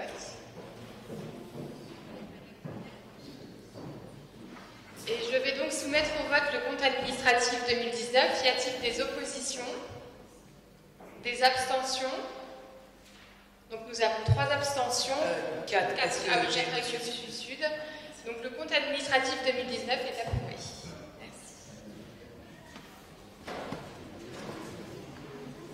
Madame le maire va nous rejoindre de nouveau.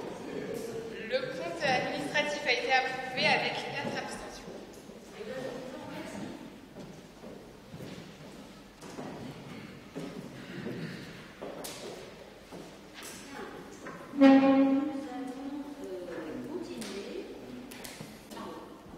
Nous allons continuer, je donne toujours la parole à Monsieur Bervezo, concernant la sortie des biens immobiliers de l'actif. Madame le maire, mes chers collègues, là il s'agit donc de la sortie du patrimoine communal des biens mobiliers acquis en 2010, donc la ville du Perreux-sur-Marne, depuis 2014, réalise cet inventaire et donc là il est demandé, suite à une liste qui vous a été donnée donc en annexe, de prendre acte de cette sortie de l'inventaire communal des listes des biens acquis en 2010 et antérieurement, et vous l'avez reçu en annexe. Je vous remercie. Merci Monsieur Bervezo. Y a-t-il des oppositions, des abstentions? Ce point est adopté. Monsieur Bervezo, toujours sur la décision modificative numéro 1.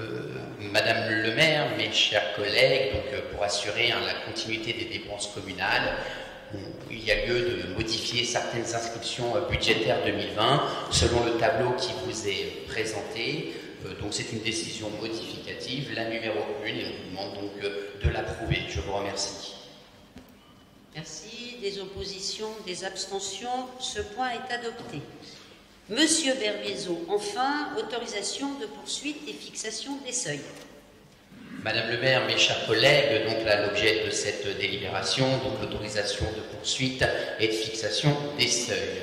Donc on y retrouve une procédure qui est donc en 3 catégories: la mise en demeure de payer, la saisie-vente bien du débiteur et saisie des rémunérations employeurs et saisie-attribution fonds détenus par une banque. Donc, d'une part, on demande au conseil municipal d'autoriser le receveur municipal à poursuivre de manière permanente les redevables de la ville selon les dispositifs de recouvrement qui vous est donc cité dans cette délibération, et d'autre part, d'accepter les différents seuils qui sont proposés par le receveur municipal, qui vous est également proposé dans cette délibération. Donc, le conseil municipal est appelé à prendre acte de la fixation des seuils pour autorisation de poursuite et d'autoriser le comptable à engager des poursuites. Je vous remercie. Merci, Monsieur Berbezo. Y a-t-il des oppositions, des abstentions? Ce point est adopté. Monsieur Schreiber, je vous donne la parole pour la répartition de l'enveloppe de subventions aux associations patriotiques, en sachant que l'enveloppe a été votée au moment du budget primitif, et là c'est la répartition entre les différentes associations. Madame le maire, mes chers collègues, il s'agit de la répartition de l'enveloppe de subventions aux associations civiques et patriotiques. Il est proposé au conseil municipal de bien vouloir procéder à la répartition de l'enveloppe de 8 000 € votée au titre des subventions communales allouées aux associations civiques et patriotiques pour l'exercice 2020, selon la répartition dans le tableau ci-dessous. Donc le conseil municipal est appelé à valider cette répartition telle que présentée. Merci, Monsieur Schreiber. Monsieur Mouge. Oui, il y a une grande différence entre l'ULAC et le Comité du Souvenir Français. Alors j'ai regardé, l'ULAC c'est l'association des anciens combattants et de tous les conflits et des veuves pour leur venir en aide, rendre hommage lors des obsèques, assurer le devoir de mémoire. Le Comité du Souvenir Français, ça honore la mémoire de tous ceux qui sont morts pour la France, qu'ils soient français ou étrangers. Donc c'est un petit peu la même démarche. Qu'est-ce qui explique une telle différence de subvention? Est-ce que ça correspond à ce que les associations demandent? C'est-à-dire l'ULAC a demandé 7 450 et le Comité du Souvenir n'a demandé que 350. Bien, Monsieur Berbezo, peut-être une petite explication? Oui, alors je vais me permettre de prendre la parole parce que ça a été donc voté en décembre 2019, puisque j'étais encore maire adjoint en charge des anciens combattants. Cette répartition est donc décidée avec l'ensemble des associations. Au sein de l'Union locale des anciens combattants, vous avez donc différentes associations. Et au travers de ces différentes associations, il y a un bureau. Et donc ce bureau est représenté l'ensemble de ces associations avec un président, le président local des anciens combattants, à qui je tiens à rendre un grand hommage aujourd'hui pour le travail que j'ai pu accomplir avec lui, qui est donc Michel Bugeaud. Avec Michel Bugeaud, nous déterminons donc les subventions qui sont donc attribuées à chaque association à travers un coefficient donc, qui est voté lors de leur bureau. Ensuite, le Comité du Souvenir Français. Et certes, le montant est minime, mais c'est suite à leur demande. Ils ne demandent rien plus. Et donc, à l'étude de leur dossier, il n'y avait aucun intérêt à donner beaucoup plus. Voilà, je vous remercie. Merci, Monsieur Berbezo. Y a-t-il des oppositions, des abstentions? Ce point est adopté. De même, Madame Reynaud, pour les subventions, aux répartitions des subventions aux associations de commerçants, donc la globalité a été votée au moment du BP, et c'est la répartition entre les différentes associations. Madame Reynaud. Oui, Madame le maire, Mesdames, Messieurs, il est proposé au conseil municipal de bien vouloir procéder à la répartition de l'enveloppe de 25 000 € qui a été votée au titre des subventions communales allouées aux associations de commerçants, et ceci pour l'exercice 2020. Donc vous avez la répartition dans le tableau, et le conseil municipal est appelé à valider la répartition des subventions telle qu'elle est présentée. Merci. Y a-t-il des oppositions? Monsieur Mouge, une question. Non, une remarque. Oui. Sachant qu'il n'y a pas de commerce en forme quand la ville est malade, il n'y a pas non plus de ville en forme quand le commerce est malade. Donc il est important de soutenir l'activité économique des commerces de proximité.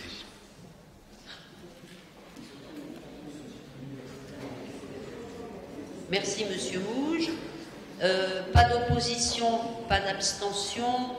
Je vous remercie. Et de fait, ces associations font un remarquable travail dans le développement du commerce local.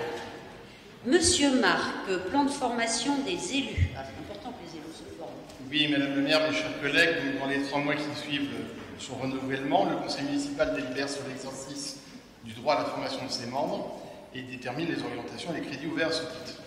Donc, comme nous l'avons toujours fait, afin de permettre à chacun d'orienter sa formation, il n'est pas proposé d'établir des orientations précises, mais de répondre aux demandes de formation au fur et à mesure des besoins et de l'actualité. Donc, je vous propose de voter ce point et de valider le tableau récapitulatif de la formation pour l'année 2019. Merci. Y a-t-il des oppositions, des abstentions? Ce point est adopté. Le point 19, la prime exceptionnelle pour l'état d'urgence sanitaire. Et là, avant de passer la parole à Monsieur Marc, je voudrais vraiment remercier l'ensemble des agents municipaux et toute l'administration communale qui a vraiment eu une attitude remarquable pendant toutes ces semaines d'épidémie et qui ont alors aussi bien de façon présentielle qu'en télétravail assuré la pérennité des services publics, qui ont permis l'accueil, le renseignement et toute la vie, ou du moins les fonctions essentielles puissent perdurer pendant toutes ces semaines. Et vraiment, c'est un très grand merci que je leur adresse au nom de vous tous. Monsieur Marc. Oui, je m'associe aussi à ces remerciements sur la disponibilité et la capacité de s'adapter de l'ensemble des agents dans cette période difficile. Dès le premier jour, nous avons eu un certain nombre d'agents qui ont su s'adapter dans leur travail pour répondre aux besoins. Merci encore à eux, le service public a pu être assuré pendant toute cette période. Vous savez que le gouvernement a annoncé qu'une prime pouvait être versée aux 3 versants de la fonction publique. Le montant maximum de la prime est fixé à 1 000 €. Donc au PRE, la prime exceptionnelle pourrait être versée aux agents titulaires, stagiaires et contractuels qui ont été particulièrement mobilisés pendant cet état d'urgence sanitaire. Nous avons décidé une première répartition sur les agents en première ligne qui ont été en contact direct avec la population et qui percevront en une seule fois une prime calculée sur la base de 1 000 € au prorata temporis de leur présence sur le terrain. Et puis pour les agents de seconde ligne, une prime de 500 € également au prorata temporis de leur présence ou de présentiel ou de travail à distance. Voilà, je voudrais juste rappeler que ceux qui ont été en contact de façon importante avec la population, ce sont la police municipale, les cuisines, les crèches, les animateurs et l'état civil. Merci beaucoup, Monsieur Marc. Y a-t-il des Madame Rie. Non, juste une remarque. Est-ce que vous pouvez nous dire un petit peu quel a été l'impact pour les employés communaux sur leur santé et sur leur façon de travailler par rapport à cette crise du Covid? Et est-ce que vous pouvez nous dire si le montant que vous précisez est maximum de 1 000 €, mais pour ceux qui sont en seconde ligne de 500 €, est-ce qu'il a été négocié avec les représentants du personnel? Oui, alors Monsieur Marc. Oui, alors nous avons informé les représentants du personnel de cette décision qu'ils ont accueillie avec plaisir, sachant qu'il y a d'autres modalités sur les jours de RTT et les jours de congé qu'on a pris qui vont dans le sens de supporter nos agents et de les remercier. Des actions qui n'existent pas non plus sur toutes les communes, donc ils ont remarqué l'effort. Sur le personnel, nous avons eu quelques agents qui ont pu être touchés, ils ont été bien sûr isolés, donc les services se sont réorganisés, et puis évidemment un certain nombre de membres de leur famille qui ont pu être touchés, voire même quelques décès dans les familles de certains agents. Voilà. Merci Monsieur Marc. Y a-t-il des oppositions, des abstentions? Ce point est adopté. Monsieur Marc encore sur la modification du tableau des effectifs permanents du personnel communal, un point habituel. Voilà, Madame la maire, donc pour les nouveaux, ce point sera à l'ordre du jour de tous les conseils, qui sont les modifications du tableau des effectifs afin de répondre aux besoins et de pouvoir nommer un certain nombre de personnes. Donc cette fois-ci, vous n'avez que des créations sur le filière médico-social, animation et administrative, et 1 ou 2 fois par an, vous verrez des suppressions de postes, donc qui ne sont pas des postes qui sont pourvus, qui sont des postes non pourvus qu'on supprime, parce qu'on n'en a plus besoin. Voilà. Merci, Monsieur Marc. Y a-t-il des oppositions, Monsieur Rouge? Oui, non, simplement une précision, parce que quand il s'agit de la filière médico-sociale, on comprend de quoi il s'agit, puisqu'il s'agit d'une puéricultrice. Quand il s'agit de la filière animation, on comprend, puisqu'il s'agit d'un poste d'animateur. Par contre, dans la filière administrative, c'est un peu plus obscur, donc je voulais avoir des précisions, nous voulions avoir des précisions sur le poste d'attaché territorial à temps complet, et puis l'instructeur du droit des sols. Monsieur Marc? Oui, donc le premier poste, c'est pour l'adjoint du service de l'état civil, puisque Mme Green est un adjoint, donc pour pouvoir lui permettre d'être nommé à cette fonction. Et puis sur l'instruction des sols, c'est au service de l'urbanisme, donc de pouvoir passer cette personne en temps complet en catégorie B. Monsieur Rouge. Oui, par ailleurs, il s'agit d'engagement de contractuel à la place d'emploi statutaire. Alors, est-ce que ça ne participe pas à la destruction rapide du statut de fonctionnaire? Une question, et quelle est la proportion d'agents contractuels dans le personnel communal par catégorie A, B et C? Monsieur Marc. Oui, alors Monsieur Mourge, on a extrêmement peu d'agents contractuels au PRE, puisque sur 435 agents, nous avons moins de 10 agents contractuels. On est quand même sur un taux très très faible. Nous ne sommes pas sur la destruction de l'emploi public, nous sommes là sur des personnes qui répondaient aux critères, et donc on a voulu embaucher. Bien, y a-t-il des oppositions, des abstentions? Ce point est adopté. Je vous en remercie. Avez-vous des questions diverses? Madame Brive.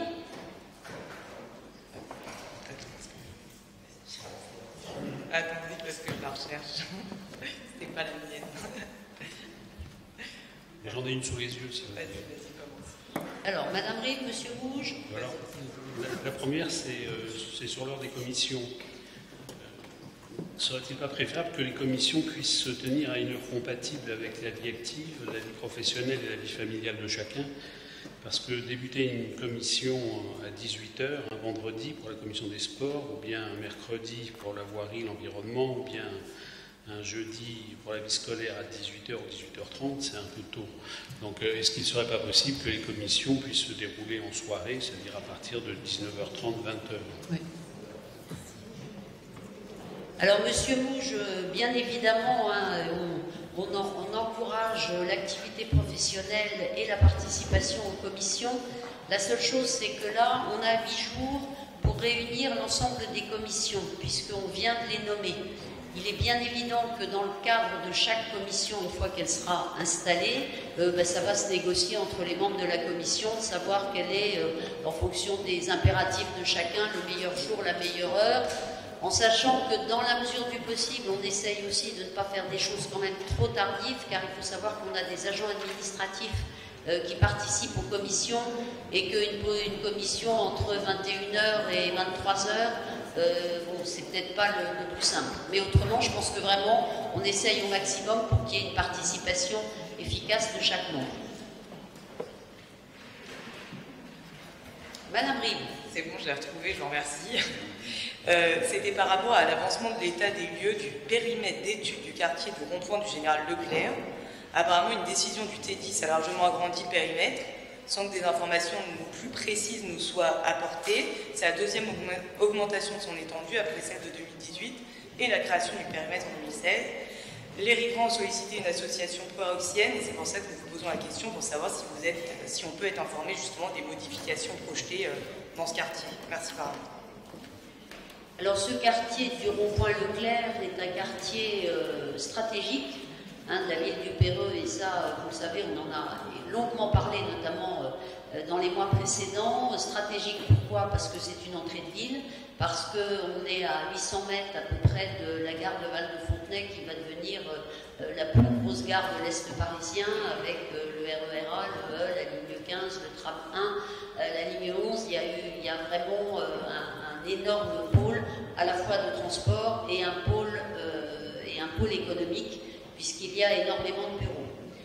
Donc, de fait, nous avons, et je pense que c'est important, lancé une étude avec la la société publique locale, la SPL de l'EPT. On a missionné, nous avons missionné un cabinet pour travailler là-dessus et on est vraiment sur, je dirais, le début, les propositions et bien évidemment au fur et à mesure du temps où on va avancer et quand on aura des orientations plus précises. Mais je vous avouerai que notre bel élan a été un peu arrêté avec ces mois de confinement. On n'a pas pu faire de réunion, on a pris un peu de retard, un peu malgré nous. Mais bien évidemment, il y aura de la concertation et il y aura de l'information publique, c'est tout à fait prévu. Je vous remercie. Juste une autre question. J'ai remarqué que la rue du Bois des Joncs Marins est dans un état pas très bien entretenu. Je crois que cette rue, elle appartient en partie à la ville du Perrot-sur-Marne et en partie à la ville de Fontenay-sous-Bois. Est-ce que c'est pour ça que son entretien est compliqué ou est-ce que c'est une autre raison? Alors c'est surtout qu'on est absolument ravis parce que, alors là je me tourne vers mon prédécesseur, ça fait 20 ans, 15 ans qu'on essaye d'avoir... Allez, Gilles, je te laisse la parole. Allez, si, la rue du Bois des Joncs Marins, c'est quand même un peu ton bébé. Malgré nos excellentes relations avec la ville de Fontenay, depuis des décennies, on a toujours eu du mal à rénover cette rue et enfin, en tout cas au titre de l'assainissement, les travaux sont lancés. Donc une fois que l'assainissement aura été terminé, on va refaire la voirie elle-même et puis on donnera un bon coup de propreté. Et là j'ai une demande particulière vis-à-vis de Madame le maire, c'est qu'on arrive à traiter correctement l'allée de l'égalité. Parce que l'allée de l'égalité, c'est aussi un prédécesseur Michel Giraud m'avait dit en passant le flambeau, je n'ai pas réussi à traiter l'allée de l'égalité. Et donc, je vous invite à aller voir l'allée de l'égalité. Il donne dans la rue du Bois des Joncs Marins. Alors, il y a quelques sujets qui sont très très compliqués. Petit à petit, on progresse. Merci Monsieur Carrez. Oui, donc on est très très content parce qu'enfin on va arriver à avoir un assainissement correct sur cette rue où il y avait régulièrement des débordements, etc. Et bien évidemment, la voirie sera faite une fois que l'assainissement sera fini. Monsieur Mouge. Oui, alors, cela peut paraître un peu illusoire, mais alors comme le diable se cache dans les détails, il est parfois nécessaire de le débusquer. Alors c'est quelque chose sur lequel moi j'avais pas été particulièrement vigilant, mais on m'a fait remarquer que dans le magazine Le Perreux, qui n'est plus le PNC, mais le magazine Le Perreux, les photos, la présentation de la nouvelle équipe municipale se faisait pour les membres de la majorité sous forme détourée et homogène, alors que pour ce qui était de la minorité, elle était traitée, maltraitée, m'a-t-on dit, par le fait qu'elle était réduite d'un tiers, les photos sont réduites d'un tiers et ne sont pas détourées. Voilà, alors, comme le Perreux Magazine est un journal d'information perruxien qui doit rester objectif, il serait peut-être bien de revoir la copie avec les services de la communication. Eh bien écoutez, Monsieur Mouge, ce n'est pas du tout un désir diabolique, puisque vous évoquez Méphisto qui n'a rien à faire ici. Donc c'est simplement que nous avons utilisé les photos que vous nous avez envoyées. Donc nous, les photos avaient été faites différemment, avec un fond différent, n'est-ce pas, Monsieur le photographe? Et donc les photos, nous avons utilisé les photos que vous avez fournies. Alors elles avaient un fond. Voilà. Mais je ne suis pas sûre, moi, personnellement, je les ai là, mais je trouve que vous ressortez très bien. Hein. Moi, je vous trouve très beau là-dessus. Alors, une précision, c'est que cette photo-là, elle date d'une dizaine d'années. Ah, c'est pour ça. C'est vrai que j'étais pas mal il y a 10 ans. J'étais encore mieux il y a 20 ans, 30 ans, je vous rassure. Et j'ai envoyé une photo actualisée qui n'a pas été reprise. Et au niveau de la taille, il serait bien qu'on bénéficie de la même taille. Même si on est mineur, même si nous sommes dans la minorité, comme nous sommes une minorité agissante, il serait nécessaire qu'on nous repère comme étant très actifs. Eh bien, écoutez, je prends note et je vous remercie de votre action agissante. Voilà, Monsieur Boniface, vous êtes pas mal non plus sur la photo, hein? Non, oui, non, vous êtes bien. C'est sûrement mieux maintenant, mais avec quelques kilos de moins. Non, juste si vous me permettez, pour finir sur une boutade, puisqu'on était sur le Perrault Magazine, je ne pensais pas vous parler de ça, mais ça ne figurera pas au PV, enfin ça n'a aucun intérêt. C'est quelle page? Il y a une page où vous avez un article qui a marqué Covid-19, la vie d'après. Vous parlez de la relance de l'économie, et le titre c'est Covid-19, la vie d'après. Et c'est illustré avec une photo sur laquelle on a, en très grand, enfin en visible, une carte E.L. Martin. C'est l'entreprise de pompes funèbres. Rassurez-moi, vous ne l'avez pas fait exprès.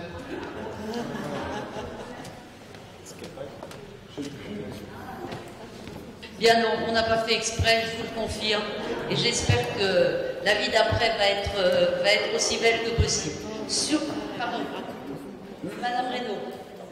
Oui, alors, à propos de la commission développement économique, c'est à propos de l'horaire. Donc l'horaire que vous avez reçu par mail n'est pas 19h30, mais ça sera 20h. Voilà. Très bien. Merci Madame Reynaud de cette précision.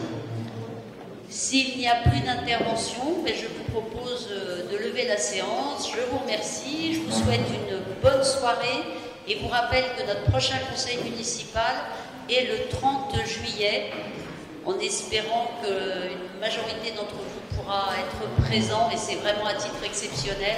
J'espère qu'en 2021, on ne sera pas obligé de refaire pareil. Oui, alors donc il faut mettre les masques quand vous circulez pour vous déplacer. Bonne soirée, merci.